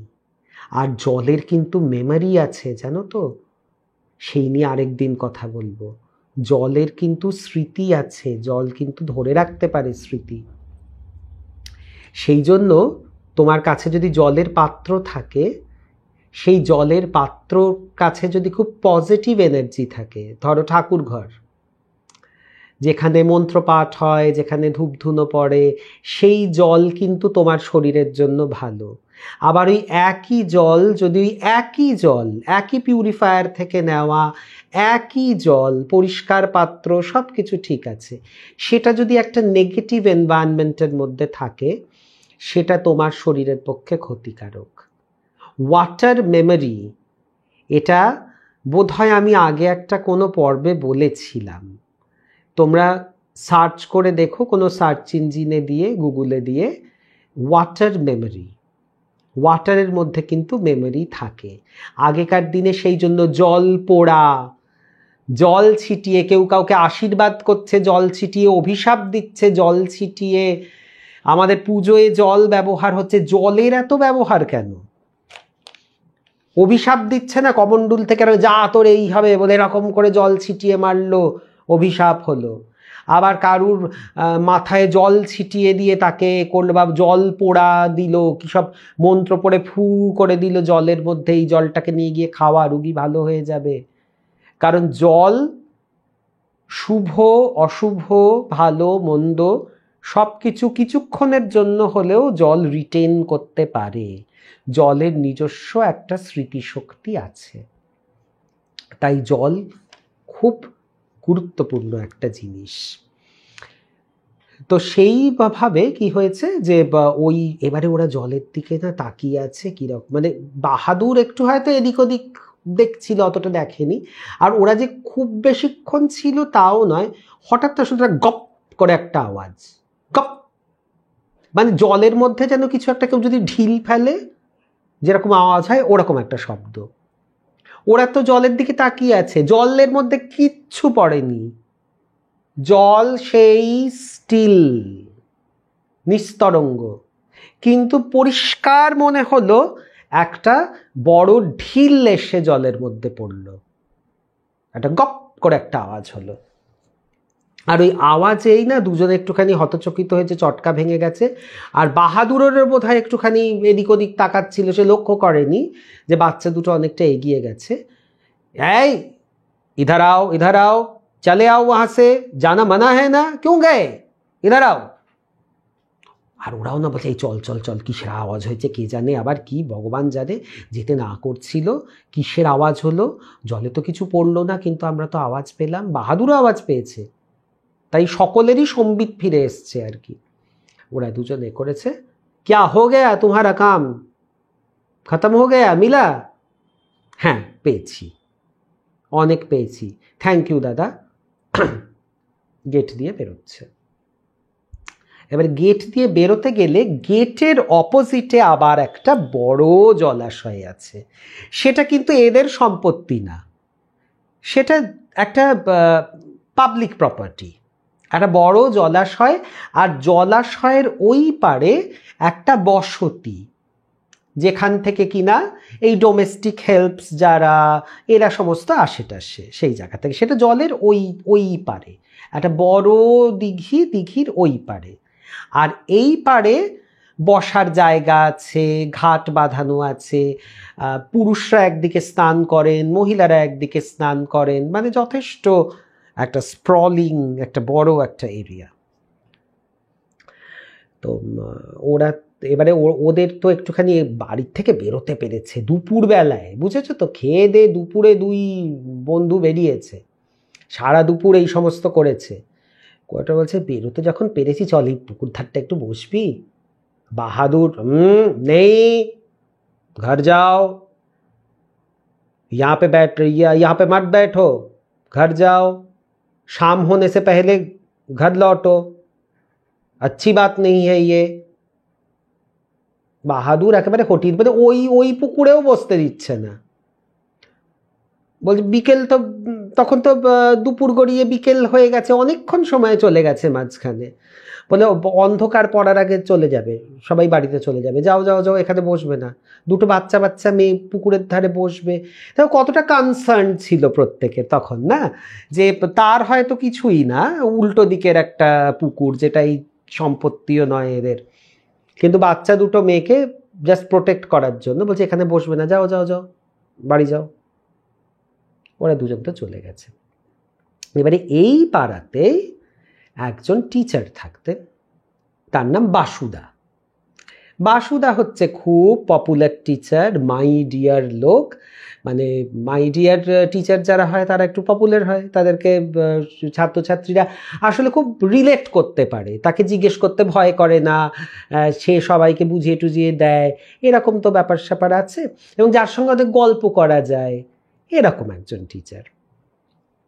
তো বাসুদা ছিলেন ইয়াং টিচার, তিনিও এই টিউশন পড়াতেন, আর সঙ্গে সঙ্গে এদিক ওদিক চাকরির অ্যাপ্লিকেশন করছেন, যে কাজে যাবেন, একটা কাজ চাই। টিউশন করে তো সংসার চলে না সব সময়তে, তার একটা কেরিয়ার লাগবে একটা। তো ও বাসুদা সেই সমস্ত লুক আউটে রয়েছেন। ওরা তো সব গল্পই করে বাসুদার সঙ্গে, বড় দাদার মতো। বাসুদা জানো আমরা গেছিলাম ভেতরে। এই তোরা গেছিলিস ওখানে? হ্যাঁ, সামনেও একটা পুকুর আছে না, এই ওই পুকুরটার পাড়ে খবরদার যাস না। কেন, কি হয়েছে? যাস না বলছি, শুনিসনি? না তো, তোরা এই পাড়ায় থাকিস, তোরা শুনিসনি? না শুনিনি। বাসুদা কি হয়েছে বলো না, বল না বাসুদা, কি হয়েছে কি হয়েছে? আরে ওখানে ভূত দেখা যায়। হ্যাঁ, কি বলছো, ভূত দেখা যায়? হ্যাঁ, রোজ দেখবি না, ভূত চতুর্দশীর রাতে দেখা যায়, ভূত চতুর্দশীর সন্ধ্যাবেলায় দেখা যায়। কি বলছো, কার ভূত, কিসের ভূত, কোনোদিন শুনিনি তো। হ্যাঁ রে, ওই যে বসতিটা আছে ওখানে একটা হাজব্যান্ড ওয়াইফ আর তার একটা ছোট্ট বাচ্চা, স্বামী স্ত্রী আর ছোট্ট বাচ্চা, বাচ্চাটা প্রায় সদ্যজাত, মানে কিছুদিন হলো জন্মেছে, তারা থাকতো। এইবারে যা হয় জানো তো, যে একটা শ্রেণীর সবসময়তেই মানে সেই বউয়ের সঙ্গে খিটিমিটি লাগে, অনেকে করে না, সেই বউকে বাচ্চাকে ছেড়ে দিয়ে পালিয়ে যায়, চলে যায়, ঝগড়াঝাটি এরকম কিছু একটা ঘটনা। সে পালিয়ে টালিয়ে যায়নি, সে ঝগড়া হয়েছে, মোট কথা স্বামী স্ত্রীর মধ্যে খুব ঝগড়া হয়েছে। এবং ঝগড়াটা, এবং সেটা হয়েছিল ভূত চতুর্দশীর রাতে।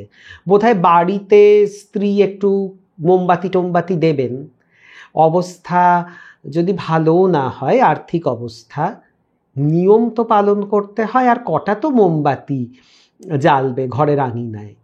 তো স্বামীকে বোধহয় বলেছে যাও না কটা আলো নিয়ে এসো। স্বামী বোধহয় সেই সময় অন্য কোনো মুডে ছিল বা অন্য কোনো কাজে ব্যস্ত ছিল, সে প্রচুর চিৎকার চেঁচামেচি করে টোরে, তোর তো আমাকে দেখলেই শুধু এই কাজ মনে পড়ে, ওই পড়ে, সেই পড়ে, নিজে জোগাড় করে রাখতে পারিস নি, এই করিস নি, ওই করিস নি। প্রচণ্ড অ্যাবিউজ করে সে তো গেছে।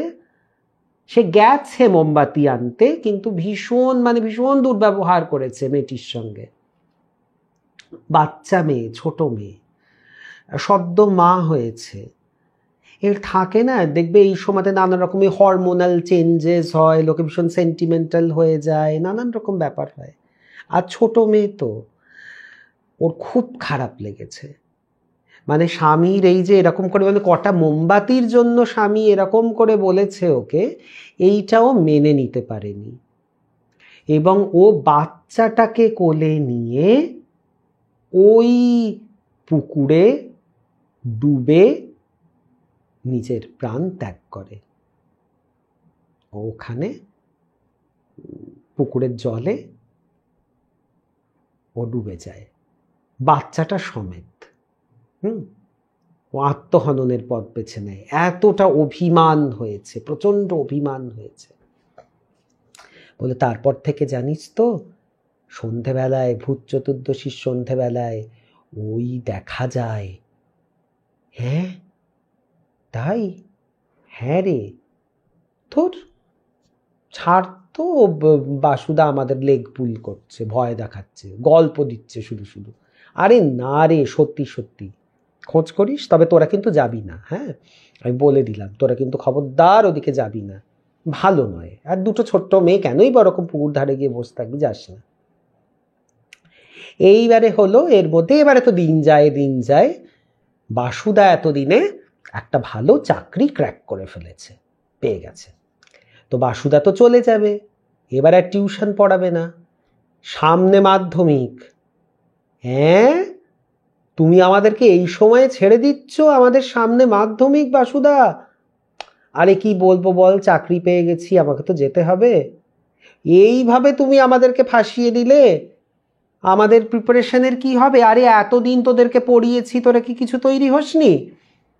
তোরা ঠিক পারবি, কনফিডেন্স নেই নিজের ওপর, আমাকে থাকতে হবে, তোরা পারবি।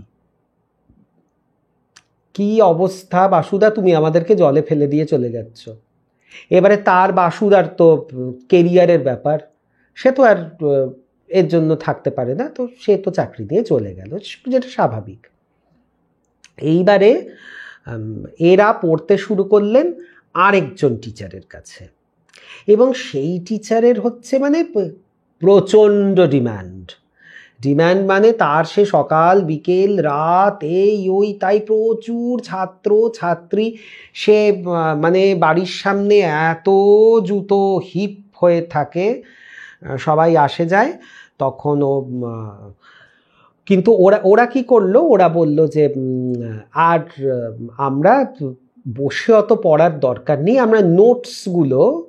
আর দেখো, ওই শেষ মোমেন্টে কোনো টিচার কিন্তু দায়িত্ব নেয় না।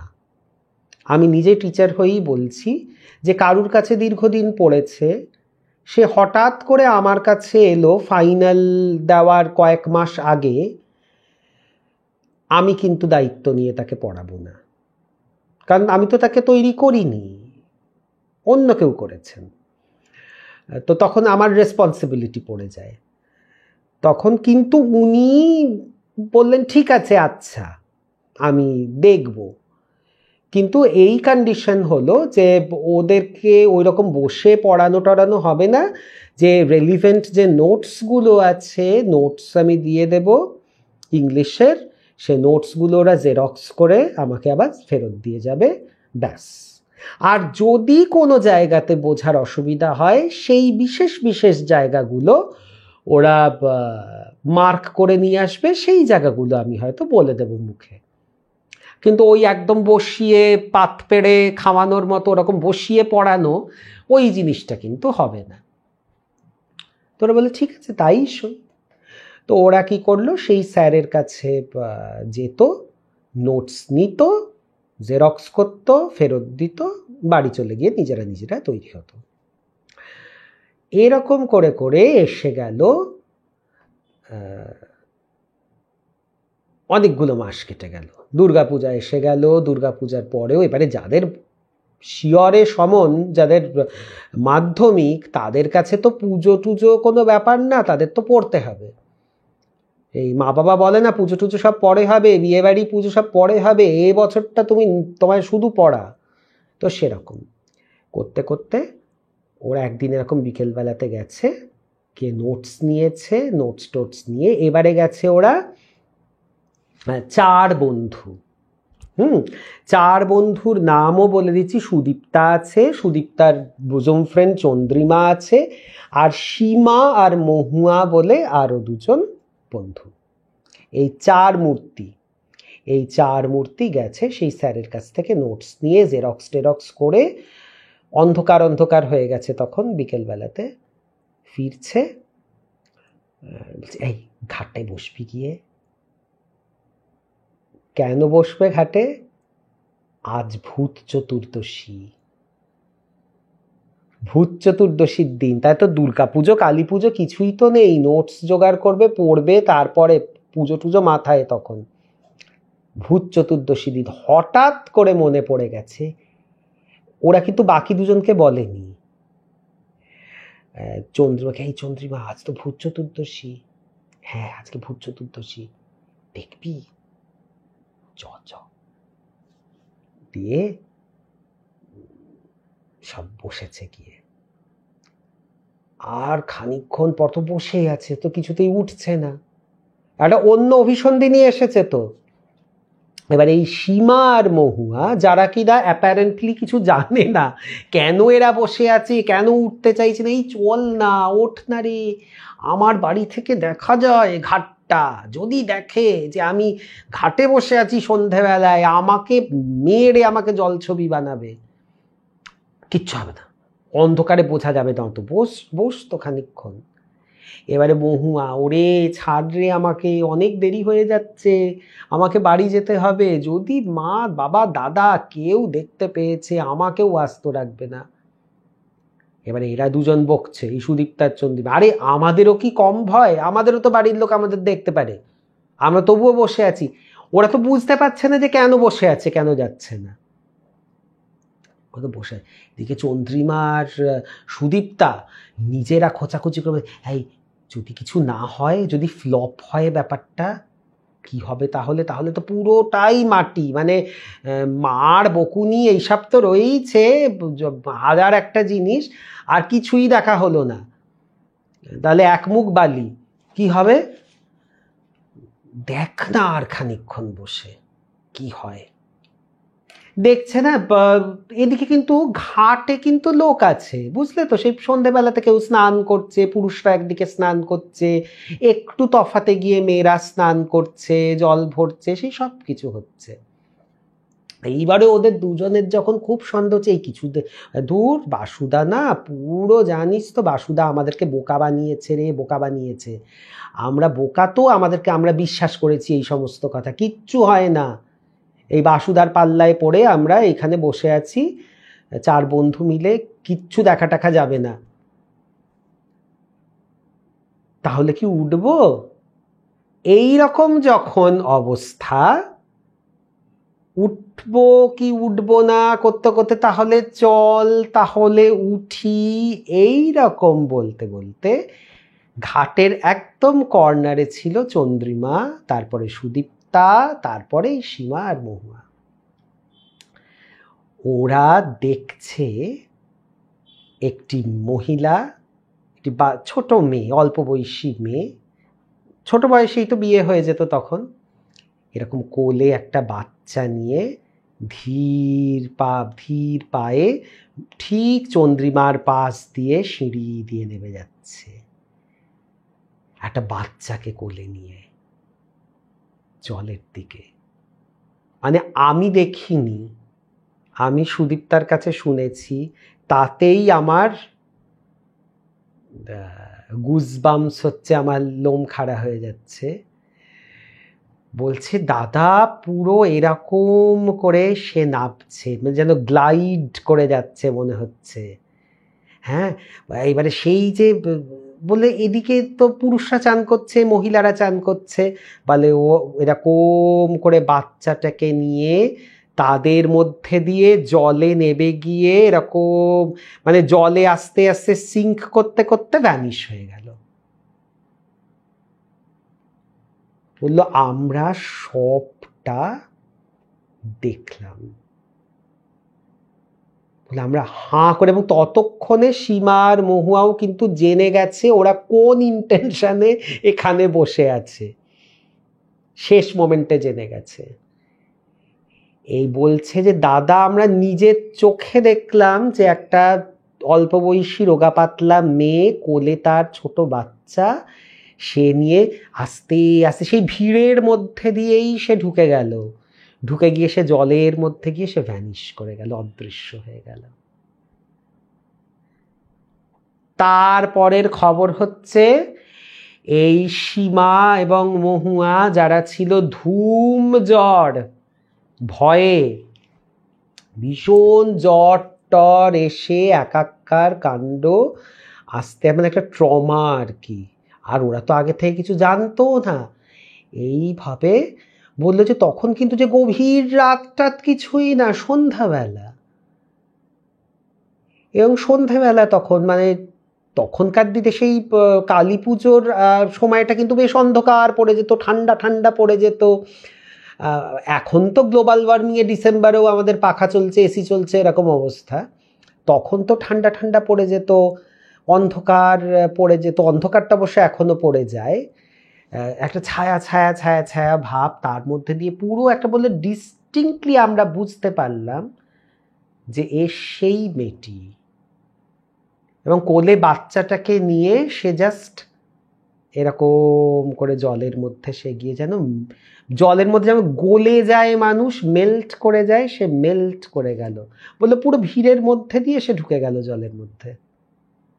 এবং ও যদি সত্যি করে কেউ হতো জলে ডুবে যাচ্ছে, ধারে কাছে যারা স্নান করছে তারা তো হইচই করতো, ডুবে যাচ্ছে করে। বাচ্চাটা তো কাঁদতো, কিছু তো একটা হতো, কিন্তু কিচ্ছু হয়নি। মানে সে পুরো এর মধ্যে দিয়ে গেল, সে তলিয়ে গেল জলের মধ্যে, অথচ বাদ বাকি লোকেরা মানে তারা কুল, তারা তারা যেন অ্যাজ ইফ কিচ্ছু হয়নি। জলে কোনো স্প্ল্যাশ নেই, জলে কিচ্ছু নেই, বাচ্চার কান্না নেই, নাথিং। অতগুলো মানুষ, কেউ রিয়াক্ট করলো না। শুধু এই চার বন্ধু দেখলো, অপলকে দেখলো যে একটি অশরীরী মূর্তি সে সেই ঘটনার পুনরাবৃত্তি আবার করল। একটা থিওরি তোমাদেরকে বলি, আমরা যে এই ভূত দেখা কথাটা বলি, এক তো হয় আত্মা নিজে ম্যানিফেস্ট করে, আরেকটা জিনিস হয় কিছু ঘটনা প্রকৃতিতে ভিডিওর মতো ক্যাপচার হয়ে যায়। আমরা আকাশে অনেক নক্ষত্র দেখি, যেই নক্ষত্রগুলো আদপে মৃত, কিন্তু এতদিনে তার আলো এসে পড়েছে আমাদের চোখের সামনে, তারা দৃশ্যমান হয়েছে, তাদের আলোটা আমরা দেখছি, সেই টুইঙ্কল টুইঙ্কল লিটল স্টার। আমরা তারাটাকে দেখছি, তারার আলোটাকে, কিন্তু আসল তারাটা কিন্তু বিনষ্ট হয়েছে বহুদিন আগে। এটা তো বিজ্ঞান। যতটা পথ ওই আলোটা ট্রাভেল করে এসেছে ততদিনে ওর সোর্সটা কিন্তু বিনষ্ট হয়েছে। এরকম ভাবে কিছু কিছু দৃশ্য ক্যাপচার হয়ে যায়, এবং যদি পরিবেশ অনুকূল থাকে সেই দৃশ্যগুলো রিরান করে। সেটা কিন্তু আমার তোমারও হতে পারে, জানো তো। আমরা তো এখনো ভূত হইনি, মানে আগে ছিলাম বা পরে হব হয়তো। এখন আমরা অদ্ভুত, কিন্তু আমরা ভূত তো নই। ধরো তুমি আমি গল্প করছি, খোশ আড্ডা দিচ্ছি, এই মুহূর্তটা হয়তো ক্যাপচার হয়ে গেল ভিডিও হয়ে, এবারে হঠাৎ অনেক দিন পরে কেউ এই ঘরে ঢুকে হয়তো দেখতে পারে যে আমি আর তুমি এই ঘরে বসে আড্ডা দিচ্ছি, এক ঝলক দেখে নিতে পারে আমাদেরকে। এইটা কিন্তু একটা তত্ত্ব রয়েছে। কারণ আমরা যখন দেখি একটা ঘোড়া গাড়ি যাচ্ছে, একটা ট্রেন চলে গেল, তাহলে কি বলতে হবে? ট্রেনের আত্মা, ঘোড়া গাড়ির আত্মা, ফার্নিচারটার আত্মা বা ভেহিকলটার আত্মা, সেটাকে আমরা দেখলাম? সেটা কিন্তু ঠিক না। ওই দৃশ্যটা তুমি যদি এরকম হাত দাও, দেখবে হয়তো তুমি তার মধ্যে দিয়ে পাস করে যাবে। সে ছায়াছবির মতো প্রজেক্টরে যেভাবে রান করানো হয় একটা ফিল্মকে, এটা যেমন আজকের যুগেও উত্তম কুমার, সুচিত্রা সেন এখনো হাসেন, গান করেন, প্রেম করেন পর্দায়, আমরা দেখে মুগ্ধ হই। কিন্তু উত্তম কুমারও নেই, সুচিত্রা সেনও নেই, সেই রূপে সেই ফর্মে আমাদের মধ্যে নেই। কিন্তু ছবিতে তারা জীবন্ত হয়ে আজও আছেন।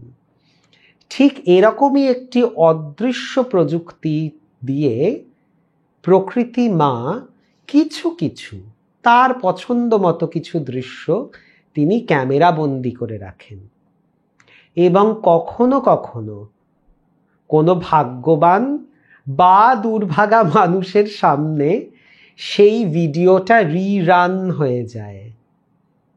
সে তখন দেখতে পেয়ে যায় সেই বিশেষ দিনটির বিশেষ দৃশ্য তার সামনে পর্দার মতো খেলে যায়। সেটা কিন্তু ভূত নয়। হ্যাঁ, ভূত মানে অতীত, সেটা অতীত, সেই ভূত, কিন্তু সেটা আত্মা নয়। এটাও আমরা দেখি, কিছু ধ্বনি ক্যাপচার হয়ে যায়, অনেক দিন পরেও সেই জায়গাতে সেই ধ্বনিটা পাওয়া যায়। সেটা কিন্তু কেউ করছে না, সেটা সেই প্রাচীন ধ্বনিটাই রেকর্ডেড হয়ে গেছে, সেই মোহাম্মদ রফি লতাজির গানের মতো। তারা কেউ নেই, কিন্তু গানটা রয়ে গেছে। এইটাও কিন্তু হয়, এইটাও কিন্তু একটা থিওরি। এক তো আমরা আত্মাকে দেখি, যেটা আত্মা ম্যানিফেস্ট করে নিজেকে, সেইটা দেখতে পাই, যেটাকে আমরা কোট আনকোট ভূত বলি, ভূত প্রেত হোয়াট এভার, বা আত্মা, বিদেহী আত্মা, সেইটা আমরা বলি। তারা নিজেদেরকে ম্যানিফেস্ট করে তাদের শক্তি দিয়ে, বা বড় করা শক্তি নিয়ে, অন্য কারুর শক্তি নিয়ে। আর বাদ বাকিটা কিন্তু অনেক দৃশ্য রিরান হয় আমাদের চোখের সামনে। হঠাৎ করে আবার প্রকৃতিমা সময় সুযোগ বুঝিয়ে কাউকে দেখিয়ে দিল। তো আজকের গল্পের আসর তোমাদের কেমন লাগলো আমাকে অবশ্যই জানিও। তোমাদের অনেক কমেন্টস আছে, কিন্তু আমাকে ক্ষমা করো, আমি তো সবগুলোর উত্তর দিতে এক্ষুনি পারছি না, কারণ সব স্ক্রোল করে চলে যাচ্ছে। আর গল্পের যদি সূত্র হারিয়ে ফেলি, যদি আমেজটা চলে যায়, তাই সেই ভয়ে অনেক কমেন্ট আমি পড়িনি। কিন্তু আমি প্রতিবারের মতো তোমাদের প্রত্যেকটা কমেন্ট আমি পড়ব এই লাইভটা সম্পন্ন হলে, আর উত্তরও দেব। আর ইউটিউবের বন্ধুদেরকে বলি, আমাদের ফেসবুক গ্রুপের লিঙ্কটা ডেসক্রিপশন বক্সে দেওয়া থাকে, সেইখানে একটা ক্লিক করে আমাদের সঙ্গে তোমরাও সংযুক্ত হয়ে যেতে পারো, এবং ফেসবুক গ্রুপের এরকম লাইভে এসে তোমরা তোমাদের অভিজ্ঞতা আমাদের সঙ্গে ভাগ করে নিতে পারো। তো যদি ভালো লাগে আমাদের সঙ্গে যুক্ত হয়ে যাও, খুব খুশি হব আমরা সকলে।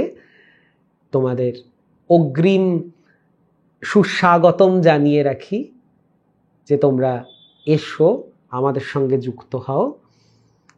আর আমাদের যারা বন্ধুরা রয়েছো, যারা দেখো, তারা আমাকে অবশ্যই জানিও তোমাদের কেমন লাগলো আজকের আসর।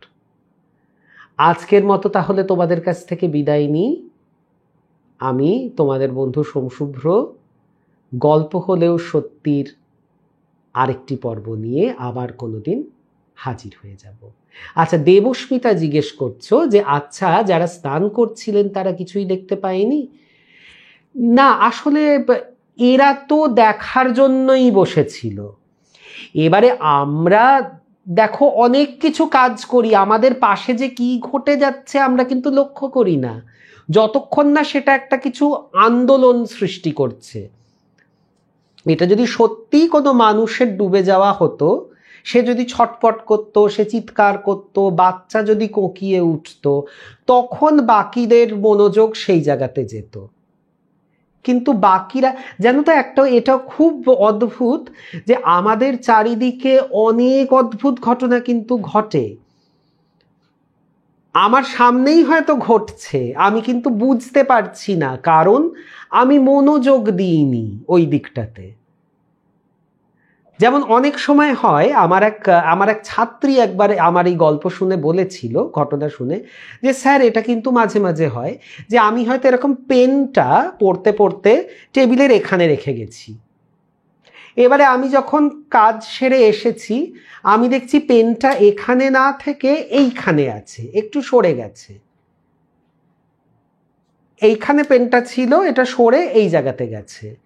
কিন্তু আমার মনে হয় কি জানি আমি হয়তো এখানে রেখেছিলাম, আমি তো অত অত মনে করে যাইনি, আমি পেনটাকে এরকম করে একটা জায়গাতে রেখে আমি পেনটাকে গেছি, মনে হচ্ছিল বুঝি এখানে রেখেছি, হয়তো রাখিনি, হয়তো ওখানেই রেখেছি, কাজে আমার মাথা থেকে ওটা ঝেড়েই ফেলে দিলাম আমি যে পেনটা it has moved, it has changed it's place. এটা কিন্তু আমরা লক্ষ্য মানে আমাদের মাথাতেই আসেনি, রেজিস্টারই করেনি, আমরা বলছি ও আমার মনের ভুল হবে। আমাদের অনেক সময় হয় আরে জলের বোতলটা তো এখানে রেখেছিলাম, গেল কোথায়, এই চৈতি জলের বোতল কোথায় সরালে, হয়তো আমি চিৎকার করলাম, আরে তুমিই তো রাখলে টেবিলের ওপরে, তাহলে তুমি কোথায় আবার গেল, আরে আরে আরে ওইখানে জলের বোতলটা কম্পিউটারের কাছে। তারপর আমি ধরে নিলাম আমি অন্যমনস্কভাবে ওখানে হয়তো জলের বোতলটাকে রেখেছি, দিয়ে ভুলে গেছি, ঠিক আছে, ডাজেন্ট ম্যাটার, জল তুলে খেয়ে নিলাম। কিন্তু এই যে এইটা এখান থেকে সরে ওখানে চলে গেল, আমি কিন্তু সেদিকে মনোযোগই দিইনি, আমি আমার ভুল বলে আরে ঠিক আছে ও ভুল হয়েছে, ভেবেছিলাম এখানে রেখেছি আসলে ওখানে রেখেছি, এই মাথাটা না গন্ডগোল, কিছু মনে থাকে না আজকাল, বলে দিলাম। কিন্তু এটা হয়তো এত ইজি কোনো ব্যাপার নয়, এটা হয়তো আমাকে কিছু একটা বার্তা, মানে আমার সঙ্গে কেউ হয়তো কমিউনিকেট করতে চেয়েছিল, সে হয়তো দৃষ্টি আকর্ষণ করতে চেয়েছিল আমার ব্যবহার্য জিনিসের স্থান পরিবর্তন করে, কিন্তু আমি সেদিকে মন দিইনি, কারণ আমার মাথায় তো ওটা নেই।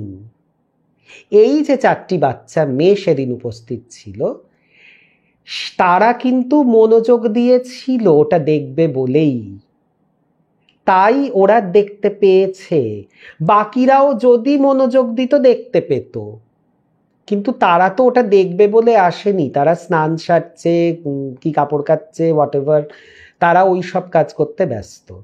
আর মেয়েটি তো সত্যি মানুষ নয় যে সে ডুবে গেলে বাচ্চা কোকিয়ে উঠলো, সে ছটপট করলো, জলে একটা আন্দোলন হলো, সেসব তো কিছু হয়নি, কাজে কারুর মনোযোগ সেদিকে পড়েইনি, যে কে চলে গেছে পাশ কাটিয়ে কোথায় অত কেউ খেয়াল করেনি। কিন্তু এই 4টে মেয়ে তো মনোযোগ নিয়ে বসেছিল যে এরকম কোনো ঘটনা হয় কিনা তারা পরীক্ষা করে দেখবে, সেই জন্য ওদের চোখে পড়েছে, কারণ ওরা দেখবে বলেই বসেছিল, আর বাকিরা দেখতে চায়নি, সামনে ঘটে গেলেও তাদের মনেই, তারা লক্ষ্যই করেনি ব্যাপারটাকে। হ্যাঁ, সুদীপ্তার ভাণ্ডার সত্যি দীপ্ত, প্রচণ্ড সমৃদ্ধ ভাণ্ডার এবং অদ্ভুত অদ্ভুত সমস্ত ঘটনা আছে, মানে ভয়ঙ্কর ভয়ঙ্কর। তো আজকের মতো আমাকে বিদায় দাও তোমরা, সামনের কোনো এক পর্বে আবার আমি উপস্থিত হয়ে যাব এরকম গল্পের ঝুলি নিয়ে, যা শুনতে গল্প বলে মনে হলেও গল্প হলেও সত্যি। সকলে ভালো থেকো। ঠাকুর মা জনার্দন নারায়ণের কৃপা তোমাদের উপর বর্ষিত হোক। সকলের মঙ্গল হোক। শুভরাত্রি।